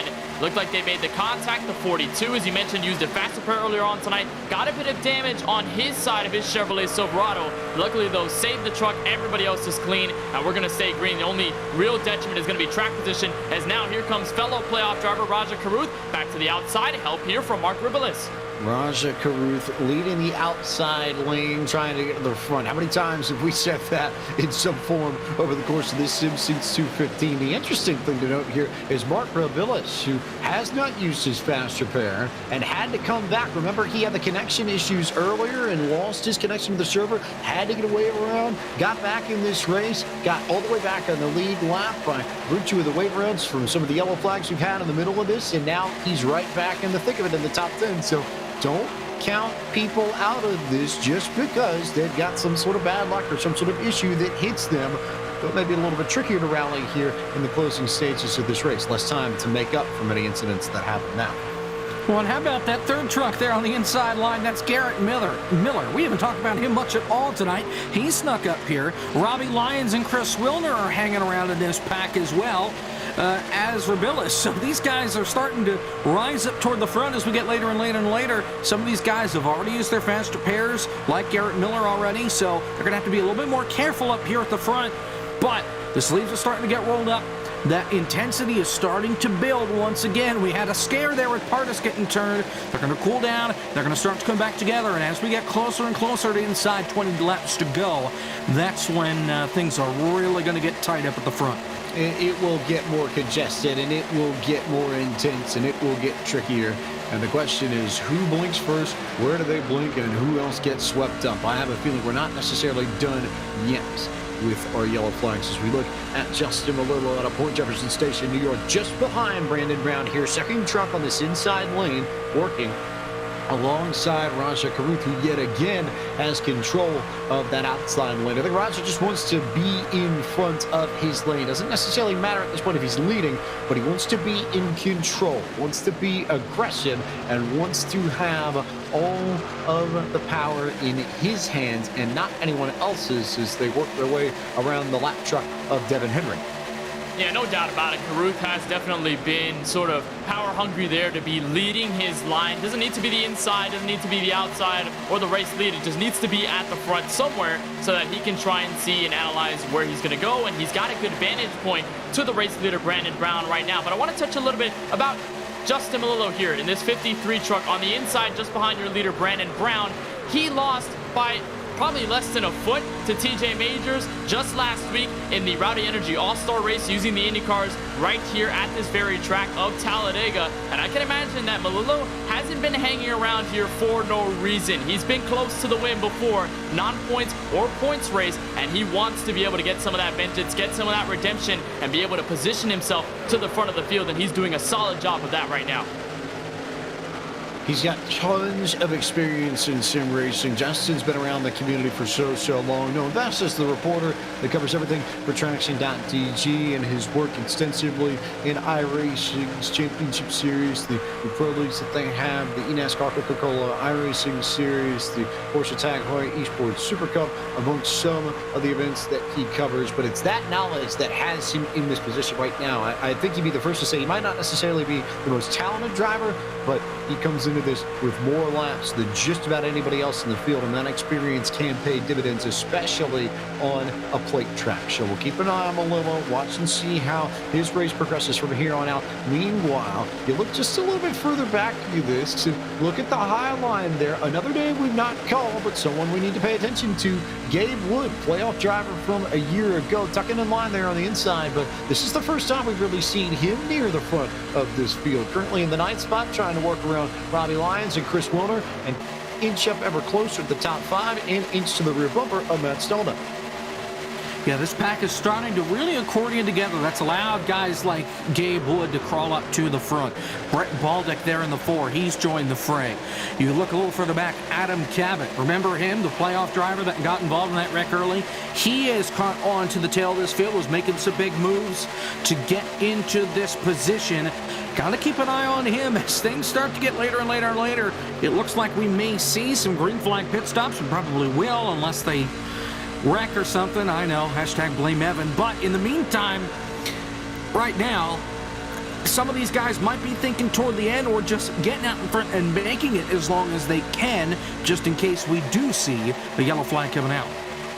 And it's not even part of the broadcast. And you're bringing him up here, Jacob? Well, I mean, you know, on his birthday, you gotta, right. You really will go beef on the birthday boy like that. I see how it is. I see exactly how it is. We wish a happy birthday to the voice of the eNASCAR Coca-Cola iRacing Series, Evan Persoco. Hope all is well and that he's celebrating happily. And we'll take a look here at this lead pack one more time. Same story as it was pretty much a lap ago. We're just down to 18 laps to go. Inside of our Tufco, 20 to go. Here's a look on board for Martin.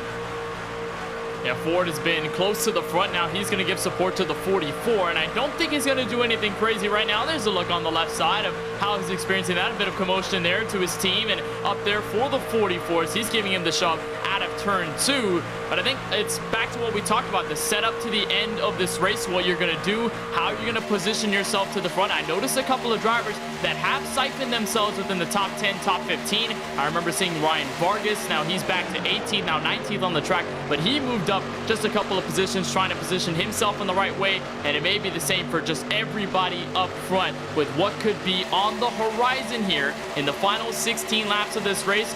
Or it looks like at the moment, Martin's going to tuck down. Caruth is going to have no help here on the outside. Rasha Caruth being forced to side draft. He doesn't have anyone up there yet. Looks like Dylan Welch is the first one in that second lane who might be able to help him. And now I see Brandon Brown, and maybe I'm not seeing Jacob Hicks, but do you see a little bit more tension in his face as we get closer to the checkered flag? Yeah, oh no, there's no doubt. He is scared for his life, especially when you've got Roger up on the outside. He knows, like, he's been involved in a wreck already, that 12 car Brandon Brown has. He is scared for his life, and now things have gotten single file, but now he's got to worry about strategy, when he's going to come, when some of these other guys are going to come onto pit road, try and plan this out so he's not left abandoned down on pit road as Ford Martin washes up and gets into Dylan Welch, moves him up the racetrack. They keep it straight. But Ford Martin had a little bit of trouble keeping it down in that yellow line. Now here comes Garrett Miller to the outside. He doesn't have much help. Looks like he's just going to go straight backward. Miller going to get stuck back there. That outside line isn't near as strong as it was just a few laps ago. It almost seems like we're seeing drivers try and get single file to lock in their positions to line up for what could potentially be maybe a 2 or 3 lap run to figure this out at the end. But let's also note we've got some drivers working from the back to the front. Josh Slade is leading that second lane, and they are going to sweep right around. I believe that's Garrett Miller in the 93. Yes, it is. So Miller's going to be stuck there, and we could be 3 wide for maybe about 5th or so on the racetrack. Josh Slade is going to cut in front of Garrett Miller, but look who's on that 3rd lane, a face that we saw get to victory lane last season with this exact combo, the 46 of Steven Ellis. We saw his miraculous comeback on the final lap of the race from 29th to victory lane, and now here he is in the midst of all of it, 929th, so in a way better position than he's been at least throughout this race after starting in P28 and in last season's race with this combo. The 46 definitely doing well here, going to tuck behind the 33 of Tim Duggar, and now these 4 are going to be on the outside line. But what I'm hearing from the radio, James, is that there are drivers looking for pit road. Matt Stonick, one of the first to call it. Drivers making the pit stops here. Fuel tank only takes you about 25 laps. These drivers looking at about 23 or 24 lap stints as it stands, depending on when they pitted last. But everybody going to be coming down pit road pretty soon, and that means we are going to turn it over to our man on pit road, Taylor Burris, as the leaders come to you for pit stops. And here they come from 176 miles an hour down to about 55 miles an hour. A little bit of a lock up right there for Brandon Bryant as Raja Carew tries to back it down as well, not make contact, and it is a traffic jam of trucks as they make their way down onto pit road. As we see Brandon Brown making his way to his pit box, Carew will also make his way through with Malillo in hot pursuit. A couple of more trucks also about to finish up their pit stops as they now enter into their box. Ford Martin, Ryan Vargas now make their way off of pit road. Cole Urban just now enters into his box. Seth Eggert also still stuck on pit road. A couple of good stops right now for him as we now see the second group of trucks about to be coming down, followed by Tim Duggar, who will lead this train of trucks as they now work their way towards the entrance of pit road. As they now hit the binders, and here comes a big send by the 46 as well as TJ Majors. He knows a thing or two about getting around these super speedways. He'll make it into his box as the second group now works their way through.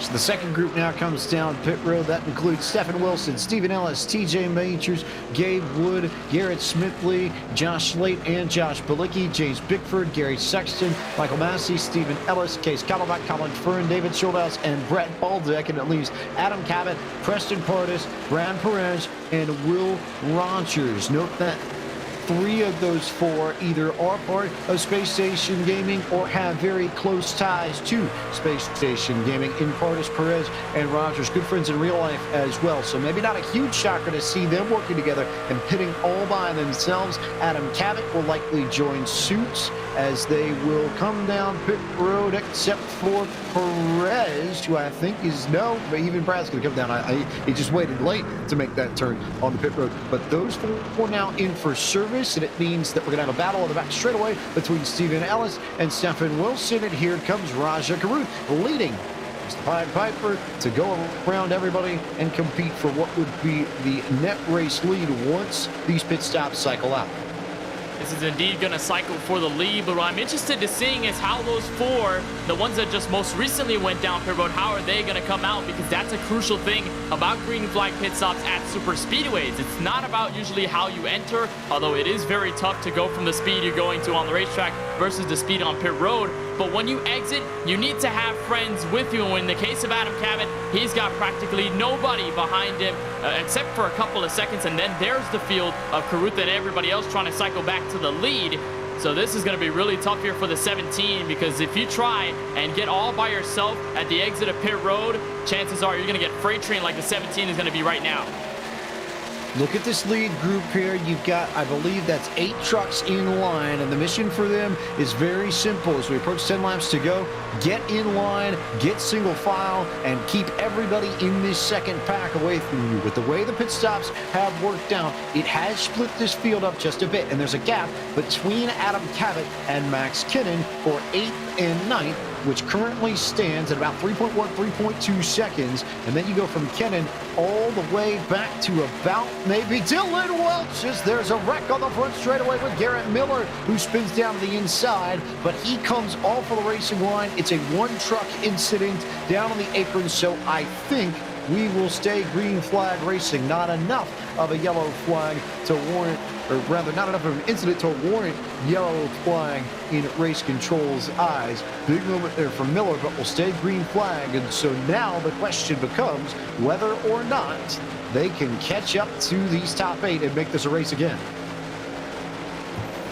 Well, they're trying. These guys are frantically trying to get themselves organized to catch up. They are 4 seconds behind the leaders, but they are closing.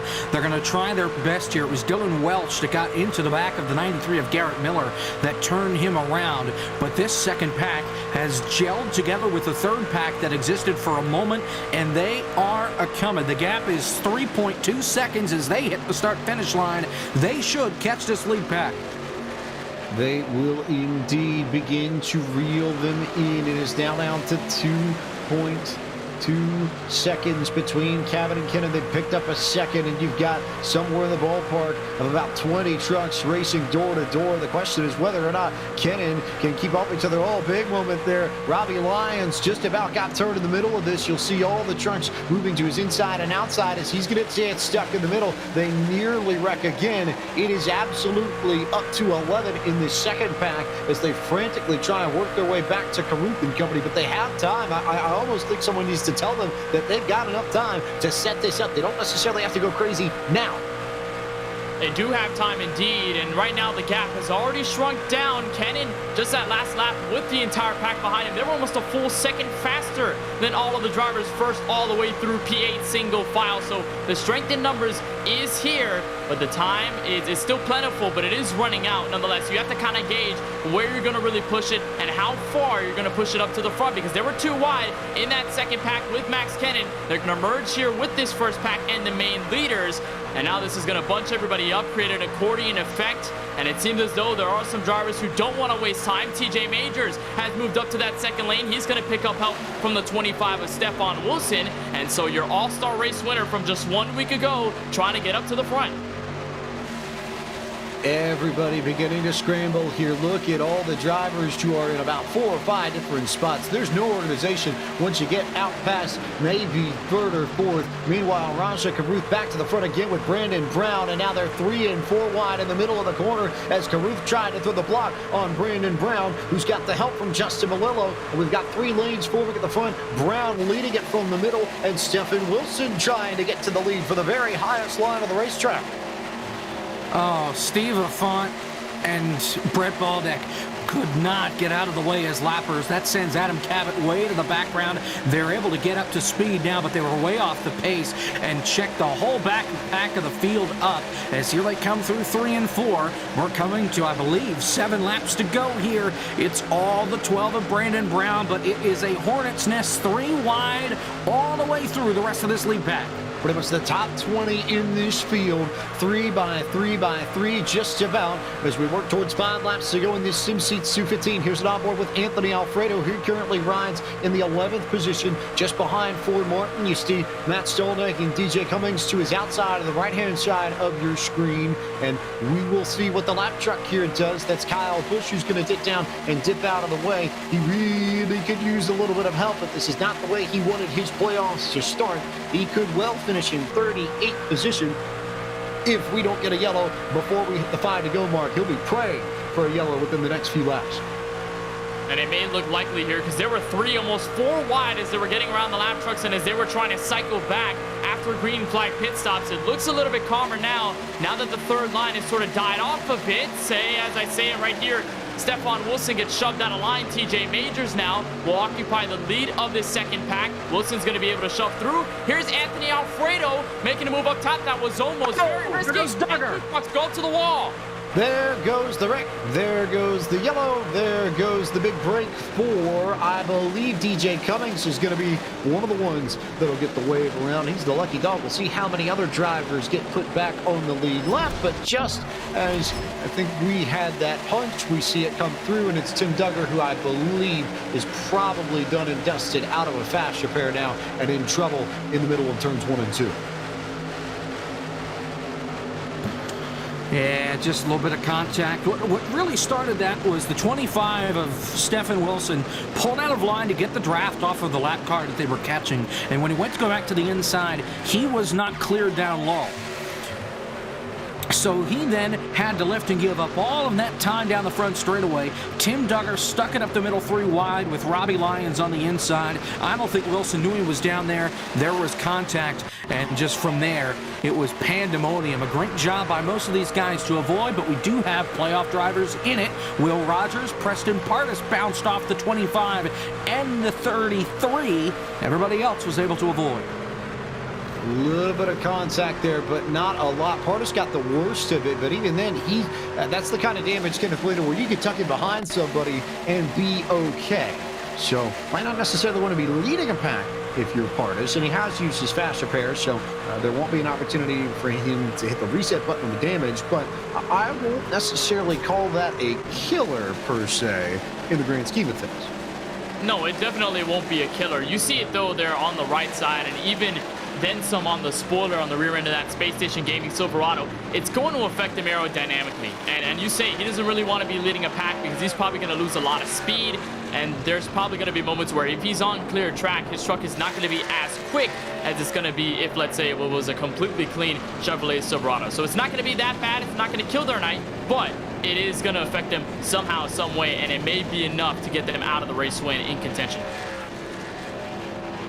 Brandon Brown in control of this. Taylor Burst, a few drivers coming out for pit stops, though. Looks like the Space Station Gaming car's in. Certainly is. A couple of cars have decided to come down, possibly for the final pit stop of tonight's race here, as we see them working their way down. A couple of major players, of course, that we talked about. Preston Pardis, Colin Fern also getting some damage repaired on his. We also see Tim Duggar, who was involved in that incident, getting required repairs on his truck. So pretty much it's those who were involved in that incident getting the last little bit of damage repaired, maybe get that final fast repair utilized before we see the next green flag. Lights are still on the pace car, so that gives us the opportunity to remind you that tonight's broadcast of the Monday Night Racing Pro Series is brought to you by our friends at BOOSTED.BIZ. Boosted builds a custom platform for your brand to sell your products, and they can take care of all the back end, so pay nothing and let them handle the rest. To get started with your online store, visit their website at boosted.biz today. Also, support of Monday Night Racing's Pro Series comes to you courtesy of our friends at Battle Beaver, who has everything you need for your next custom controller, console, or PC skid.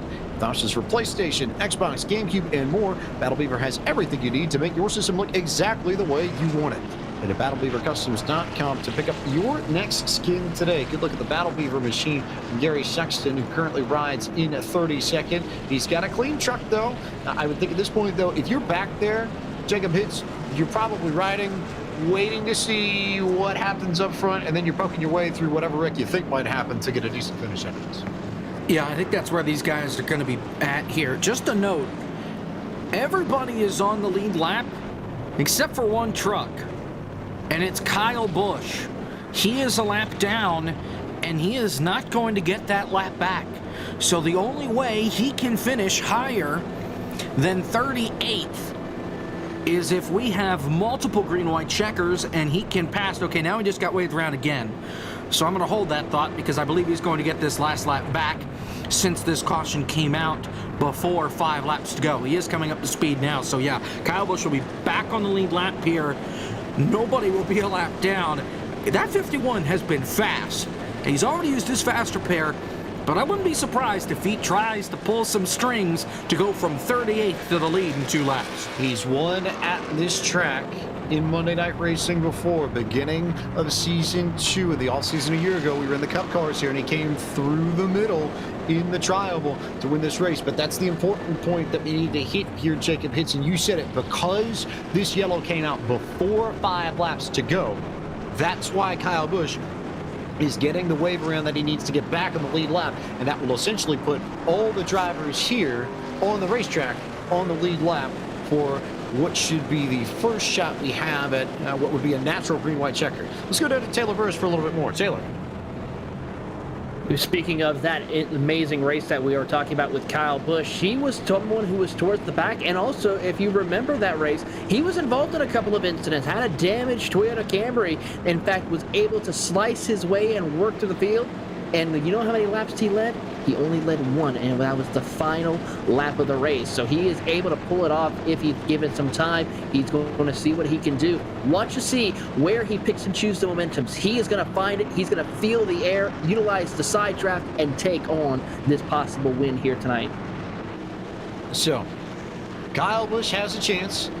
We may potentially have yellows and lucky dogs here in the very end of this race, but this looks like it's going to set up for an organic, grain-free, responsibly fed, responsibly raised, given proper amounts of space and sunlight, and organic green-white checkers. Our good friend David Schildhouse would say back in the very beginnings of Podium eSports, and also happens to be in this race, running in the 17th spot. So let's run through the protocol once again to make sure everybody's up to speed if you haven't been with him at all already. Same rules as you see in NASCAR's National Series. If we get the yellow before we get the white, we will run everybody back behind the base car, reset the field, re-rack them, stack them, and go again. We have 3 potential green-white checkers if we need them. If we get the white before we get any sort of yellow flag, we will race to the end no matter what. As the pace car is off, Brandon Brown will lead us to what could potentially be our last big green egg, green flag in this SimSeats 215. Could also not be. We'll find out over the course of the next few minutes. But it's Brown that is your control car in that Race XR Toyota Tundra. We go back to green flag racing. He works the bottom. Melillo tries to work the top. And here comes Raja Caruth already trying to slice his way down to the inside as they enter turn 1. Jacob hits. Raja Caruth is going to do everything in his power, hopefully without wrecking himself, to get to the front. He went to the inside. Now he's going to get behind Stalnick and try and push him and Melillo to the outside line. Anthony Alfredo is going to join that party, as well as Ford Martin. Everybody's got to get basically a full lap till they get up to speed. It's all Justin Melillo down the backstretch. It was Melillo versus Brown. Now it's Melillo versus Stalnick. The 41, the next truck to fend on that high side lane, which leaves one more spot for Raja Caruth to overcome in order to take the lead on that second lane of the racetrack. There they come through 3 and 4. So far, Melillo looking for redemption as they come for the white flag. Stalnick's got some help from Raja Caruth. Melillo doesn't quite have the same momentum down on the low side, getting a little bit of help from Brandon Brown now. Are they going to make it to the line to get the Maconi setup shot white flag without a yellow? Yes, they will. This is the last lap of the SimSeats 215. It's Stalnick and Melillo into 1. Justin Melillo has become so close in these last couple of races. He wants to try and go to victory lane. Stalnick gets loose up on the high side with help from Caruth. They are side by side as they come off turn number 2. Here comes Ryan Vargas. He's got help from Brad Perez. They are 6 trucks behind. It's all Stalnick to Melillo down the back straightaway as they head to turn number 3, Kenneth. Vargas may have a chance in that third line, but it may be too far out of reach. Still no convincing leader in a turn 3. Perez gets turned. Bunch of trucks go around, but the focus is on the leaders. Melillo versus Stalnick for the final time.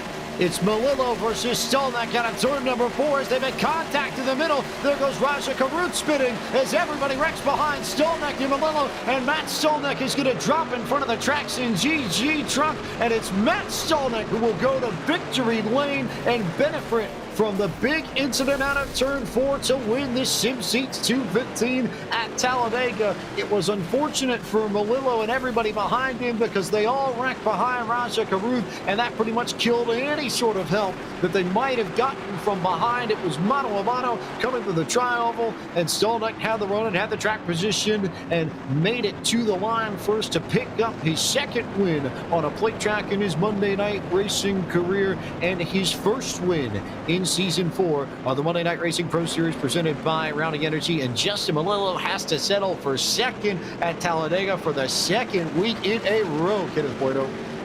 So tough for the 53 of Melillo. Had the positioning to the end, but Stalnick had the momentum And unfortunately, Melilla will finish second, but Matt Stallneck, less hectic than the last time he went to victory lane. James, remember that 4-wide finish? He was halfway sideways across to the start-finish line at the World Center of Racing. This time, it's a clean NASCAR Chevrolet Silverado that will go to the checkered flag, will end up back on the front straightaway, and he will celebrate his second win. A great moment for that 41 after staying in it almost all night long, putting himself on the right spot. He gets to the win once again. He gets the win. We'll take a look here at the replay after we provide you tonight's Martin Sports winning moment, founded by Scott Martin nearly 10 years ago in the frozen UP, Michigan's Upper Peninsula. Martin Sports shines for the best custom apparel for your needs. And whether it's shirts for your office, jerseys for a local sports team, or specially designed apparel for your sim racing crew, Martin Sports has you covered. Along with shirts and other team wear, they also offer gloves specifically crafted for sim racing that are lightweight, breathable, and complete with padded leather palms. You can use the code PODIUM to receive 25% off of any sim racing glove by visiting their website at martinsports906.com, and you can also find them at their Facebook page, facebook.com/Martin Sports. Here is the replay of the final lap as we saw it. They took the white flag. Raja Caruth was giving Matt Stallneck a ton of help, and this just panned out from here. It nearly got sideways in the middle 1 and 2 Jacob hits, but it was door to door all the way down the back. And it was right here where I thought Justin had it, as long as his help didn't get turned. And of course, that's all going to change by the time we get to the middle of turn 4. Further behind Brad Perez, there was some contact underneath of them. They got sent up into Brad, and that's what turned them all around and caused them to wreck. But for the most part, the pack was able to hold together from about 12th, 13th on back. You see Brad Perez get on the wall. But they get up off the corner just fine, and there's going to be some contact right there. The 12 comes up, kind of rips Raja Caruth up into the air. Brandon Brown gets turned, and it's on from there. How about Stephen Ellis? I don't know how in the world he didn't get turned. He sneaks through to crack a podium finish, and Justin Melillo, so close once again. I think that's the 3rd race in a row that I've called where Melillo has finished within a car length of the leader in the 2nd spot. Here's the onboard with Ellis in the grass. I think he got hit on the right side, and he still managed to finish P3. He just snuck underneath it all and just managed to get down to the bottom at the right time as there was contact between Brown and Caruth, and they all went sideways. But it was Stallneck who won the race to the line. That's what matters in the end. He got it done. He picks up the victory, keeps the playoff drivers at bay. As we take a look at your full field rundown and tell you where your favorite driver finished in this SimSeats 215. Stallneck, your winner by just under 10th of a second over Justin Melillo. Stephen Ellis rounds out the podium. You'll hear from all 3 of those drivers momentarily. Garrett Smithley was 4th this evening. Mark Urbillas 5th. Robbie Lyons came home 6th, the defending champion. Anthony Alfredo was 7th. And your highest finishing playoff driver, how about David Schildhouse in 8th for Kligerman Sport? Max Kennan and Colin Ferd completed the top 10. Ryan Vargas in his duct tape California-style Silverado will end up in P11. Gabe Wood, his JD Motor Esports teammate, will be just behind him in 12th. Dylan Welch, after an up-and-down race, ends up with a solid 13th place finish. Preston Pardus, remember, he almost got turned earlier on tonight. He's able to suffice for P14. Brett Baldeck, the Fox 46 Charlotte reporter, is ending up in the top 15 tonight, with TJ Majors, all-star winner, not able to replicate it once again here in this race. He finishes P16. 17th will go to Space Station Gaming's Will Rogers. Gary Sexton, who started on the pole tonight, ends up P18. 19th will go to the 57 of Seth Egger. And playoff driver Raja Caruth got wrecked in the Trioval. He comes off, capping off the top 20 in this SimSeats 215, Jacob.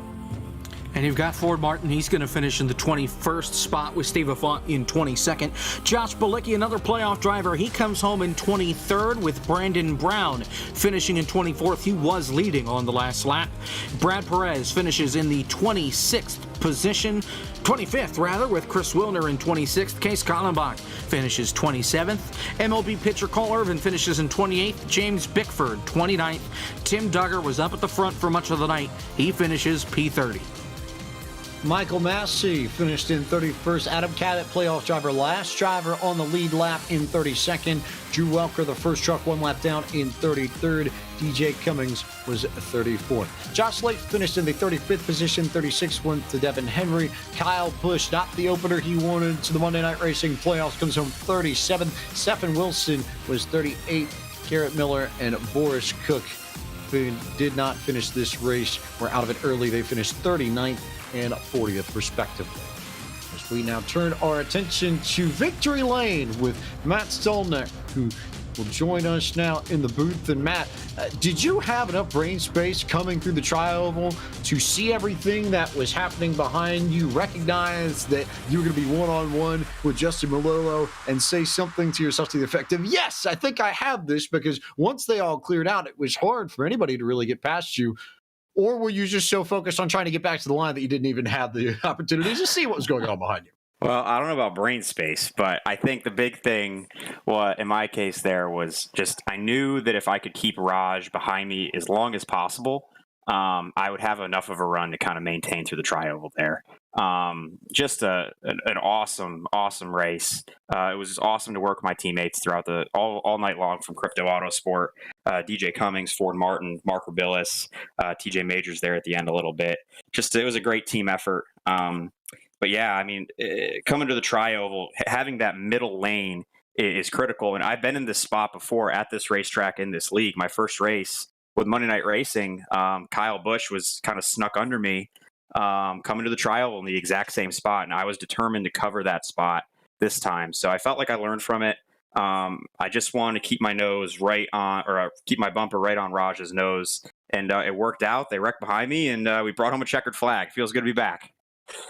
Beginning to learn from the best of the best. Kyle Busch used the middle to get the victory here. We've seen Brandon Cattell use the middle in the Coke Series to get the victory here. You use it tonight. You come through. But let's go to your team at Crypto Autosport, because we saw one of the strongest team runs from your bunch tonight that we've seen out of that organization in a long time. How much did you all practice for this, and how much did you feel like the practice and the discussions that you had in terms of strategy before this race helped y'all to run so effectively tonight? Well, I think it's a case of us, we're kind of in the second season of functioning truly as a unified team. And you learn a lot, and you learn a lot about each other through the process of being on a team like that. And yeah, to answer your question directly, we studied film. We watched a lot of the old super speedway races in the league and try to figure out like what things would work, what things didn't. And the big thing that we took away from a lot of our study coming into this race was you want to clog the middle as much as you possibly can. Whether it was DJ or myself or Ford out front, we would always try to take that middle to top lane and clog it. We didn't want to come down, because we knew if we could just maintain supremacy in the middle to the top, we weren't going to get past as long as we kind of had a train of cars kind of behind us. So yeah, I mean, it's really great. What it comes down to is we're all great friends away from sim racing.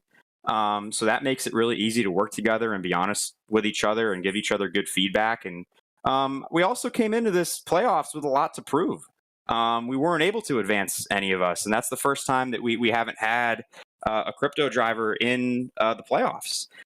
So we came in here with a chip on our shoulder, and we were determined to come out and show that we're a top flight team in this league and a force to be reckoned with. And I felt like we made a huge statement tonight. To borrow a line and to give credit to my colleague in the booth, Kenneth Bueno, we might see crypto go to the moon in the team standings. There'll be a lot of points, I think, coming your way, and we should see you all vault up those standings a little bit and go a little bit further north in that. Bunch came into tonight in 9th. You will likely jump up a few spots there. So now that you had this win, yes, you don't have any playoff drivers amongst the team. You're not in there like you were a season ago. But how do you build off of this, and where does the focus go? Do you try and pin down these final few races and we're collecting a good finish here, or do you work more towards next season now? No, we're collecting trophies. This is a super competitive league, and regardless of whether or not you're in the championship hunt, it means a lot in the context of the broader sim racing world to win in Monday Night Racing. This is one of the big stages in sim racing. There's just no other way around it. You're racing with, not just top sim racers and streamers, but you're racing against some of the most talented stock car racers and open wheel racers and sports car racers on the planet. Like I said, I learned something from Kyle Busch, of all people. So it means a lot to be able to apply that and just be competitive week after week. We enjoy doing this stuff. It's a passion for all of us that kind of work in this industry or are connected to the real life version of this industry. And, just simply being a part of this and and being competitive and racing up front, that's a privilege. And I don't think any of us take that for granted. So whether or not we're in the championship hunt, I think we want to be. That's why we work as hard as we do. But we want to chase wins. We want to chase trophies. We want to show the rest of this league that we're a group that you need to be mindful of, that you got to watch out for. We want people strategizing about our group, in the way that folks probably do about some of the other bigger teams like your space stations and your KBMs and Brandonbilts, what have you. So it's all about bragging rights, and there's some money to be won in this deal as well. So we're cognizant of that.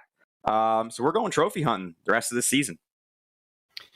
Look and see if we can keep an eye on whether or not we'll see some crypto drivers on the podium or back in victory lane again. But for now, Matt Stelnick, congratulations. You're the winner of the SimSeat 215 with the vehicles of the NASCAR Camping World Truck Series at Talladega. We look forward to seeing you next week from Austria, of all places. And go enjoy this week. Congratulations. Have fun with it. Thanks, fellas. Appreciate all you guys do. Matt Stelnick, the eNASCAR driver working for NASCAR proper, getting the victory tonight. We now slide from P1 to P2. I hope he doesn't feel like it's a broken record, but it's always good to talk to our good friend Justin Melillo, who is standing by with Kenneth Bueno. Definitely always good to talk to the Rowdy man, Justin Melillo, and I know it definitely over the past couple of races, how it's been super speedway-wise. I mean, just give us a perspective of how it was in those final laps from the cockpit of your Ford F-150. Well, the entire race, Kenneth, was just it was a masterpiece on my end. I got together with Brandon Brown, and we made our way to the front, and we absolutely controlled that last run before the pit stops and up until the caution even. I know Raj had gotten out in front of him, and just before the caution came out, me and Brandon made our way around Raj and got up to 1-2, and I was convinced that if one of us was leading off of turn 4, that one of us was going to get it. And on the restart, I was going to try and get down and get behind, and we ended up there was no hole. TJ was covering the hole, and Matt was coming up right behind me and pushing me, so that just wasn't an option. But thankfully, Brandon was with me 100% all the way, and it didn't come together off of turn 4. It was leading off of turn 4, and I was like, we're finally going to get it. There was going to be rowdy cans going everywhere, and good win to Matt, though. It was well-earned victory, and I don't know what I have to do to win one of these damn races.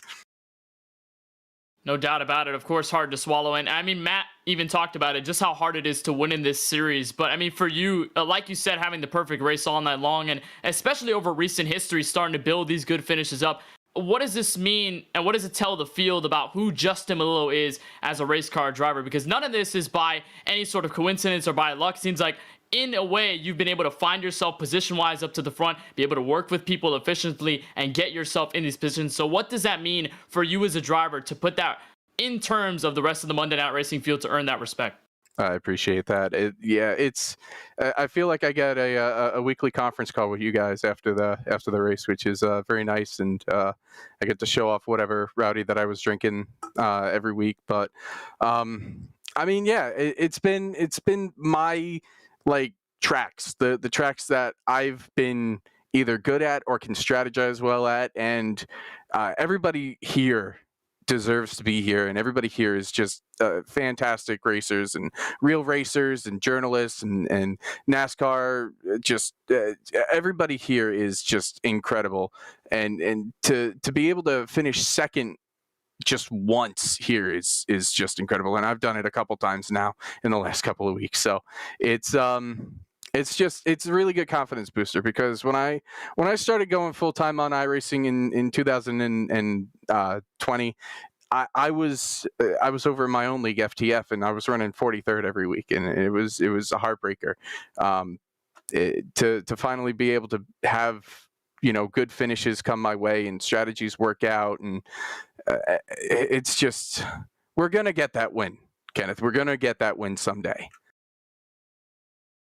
And of course, tonight, definitely showing out to the field that you can get up to the race win in the final laps. I want to ask you, though, I know this has nothing to do with the race itself, but you've been a Rowdy ambassador, I'd say, on this series, camera-wise on our broadcast. So what's been the favorite so far? Do you have any that's leaning ahead of the other? Or I know you had a flavor you put up just a moment ago. What do you got in the Rowdy stable that's been your best so far, at least from you?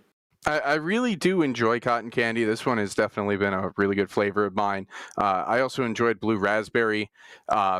But I would honestly have to say the cherry limeade is my favorite flavor, no doubt. It was one of the OG4, and I remember having one of those at the 2020 Daytona 500 for the first time, and it was it was like it finally filled that void for me as an energy drink connoisseur.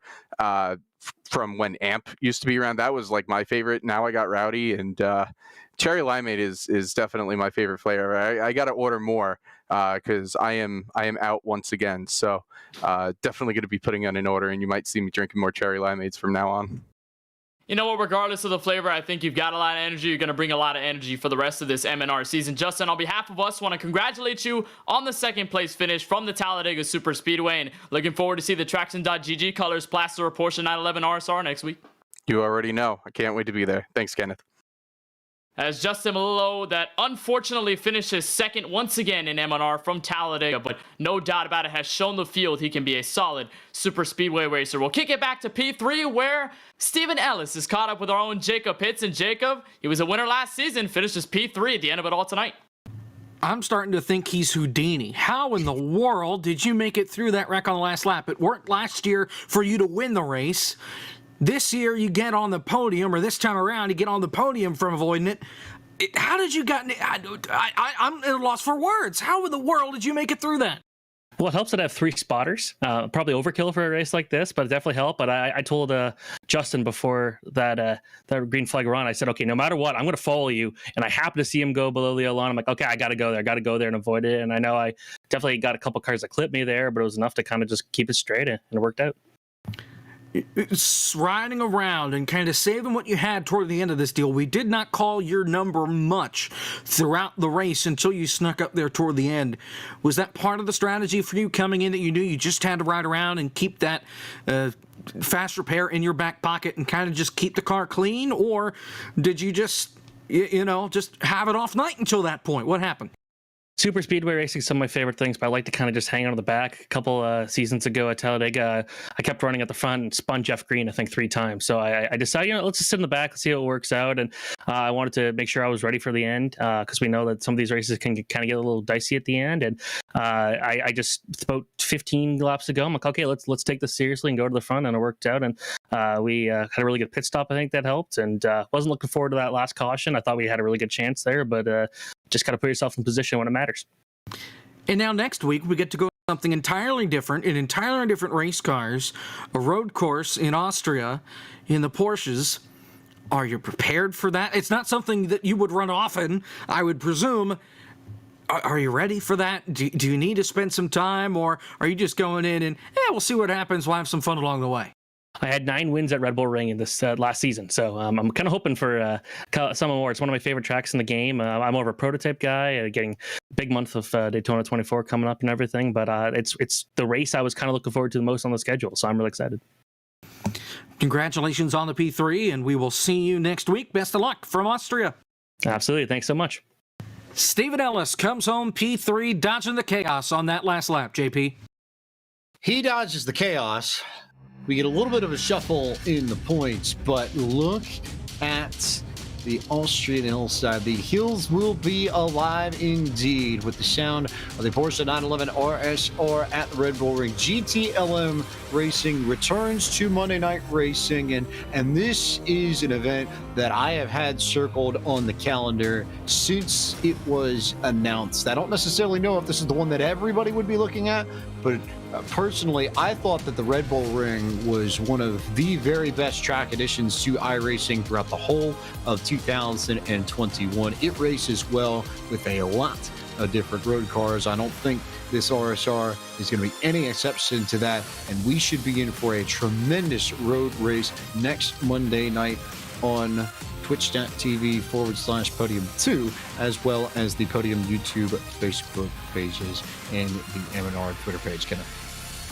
Yeah, it's going to be definitely a fun one, and it's going to be a brand new look for M&R. Last season, we had these same cars in the same position in the playoffs, but it was a more conventional kind of road course. Everybody knows about Homestead Miami Speedway and the roll that it has there, but you put it on a permanent road course and a track with such prestige in recent history as the Red Bull Ring in Austria. I think that's a combo made in heaven, and it's going to really test the drivers too, because some drivers are not necessarily experienced. I know Steven Ellis said he's got multiple wins at the track, but there are others out there that are looking at it like, okay, this is odd. What am I going to do here? Especially as a playoff driver. So I think it's going to be a great race. It's going to really keep us on our toes, much like tonight at Talladega, in a different way. And it's just going to really change up the format in this playoffs. And we'll see who's the better road racer out of them all.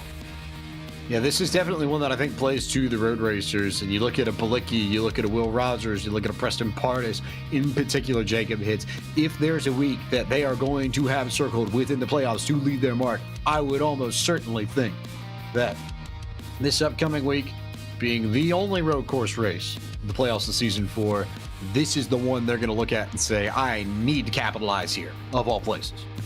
Instead of it being a plate track where the guys that are better on the plate tracks point at and say, this is the race I need to win in order to move on, that's kind of what we're going to be looking at with this road course next week. It's unique. We're not going to see something like this again on the schedule.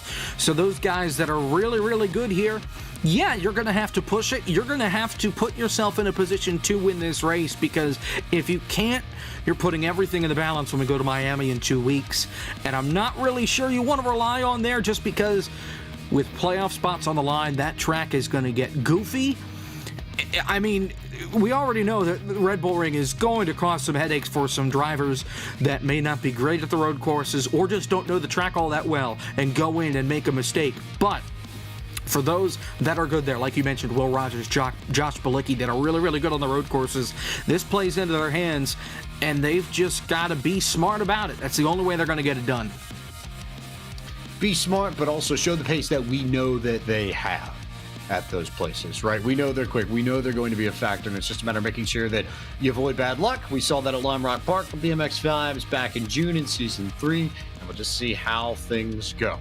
Before we go to the Red Bull Ring, though, events that we can tell you about in the world of Podium eSports coming up. Operation eMotorsport is back tomorrow night from the Circuit de Spa-Francorchamps at 8 p.m. Eastern on the iRacing Live portal and at the Atmo YouTube channel. Then, S-Rock, presented by Shenandoah Shine, heads to Las Vegas Motor Speedway, featuring the beginning Gen 6 cars, the Ford Fusion, the Chevy SS, amongst others. And that broadcast starts at 9 p.m. on the Podium eSports Twitch channel Wednesday night. Then, Thursday night, we head to Crandon for the iRacing Short Course National Series on the Podium 2 Twitch channel, the Podium Facebook and YouTube pages, and then the SimMax Cup Series powered by MPI from Darlington from the Podium Twitch channel at 9:15 p.m. Eastern on Sunday, January 9th. A big thanks to all of our team that helped makes this happen. For our team at Podium eSports and everybody that makes it happen: Cisco Scaramuza, Gary Sexton, John Theodore. For the folks at Monday Night Racing, Ford Martin, Paul Sutton, and Josh Mendoza. For the broadcast team tonight, camera builder Dougie Beard, overlay builder Michael Hall, Cameron Alvadon on social media, and our pit reporter Taylor Burris, my colleagues in the booth Kenneth Puedo and Jacob Hitz, producer Ryan Bauer, camera builder Dougie Beard. I am James Pike, the voice of Podium eSports. Thank you so much for watching our broadcast. We look forward to seeing you next Monday night from the Red Bull Ring.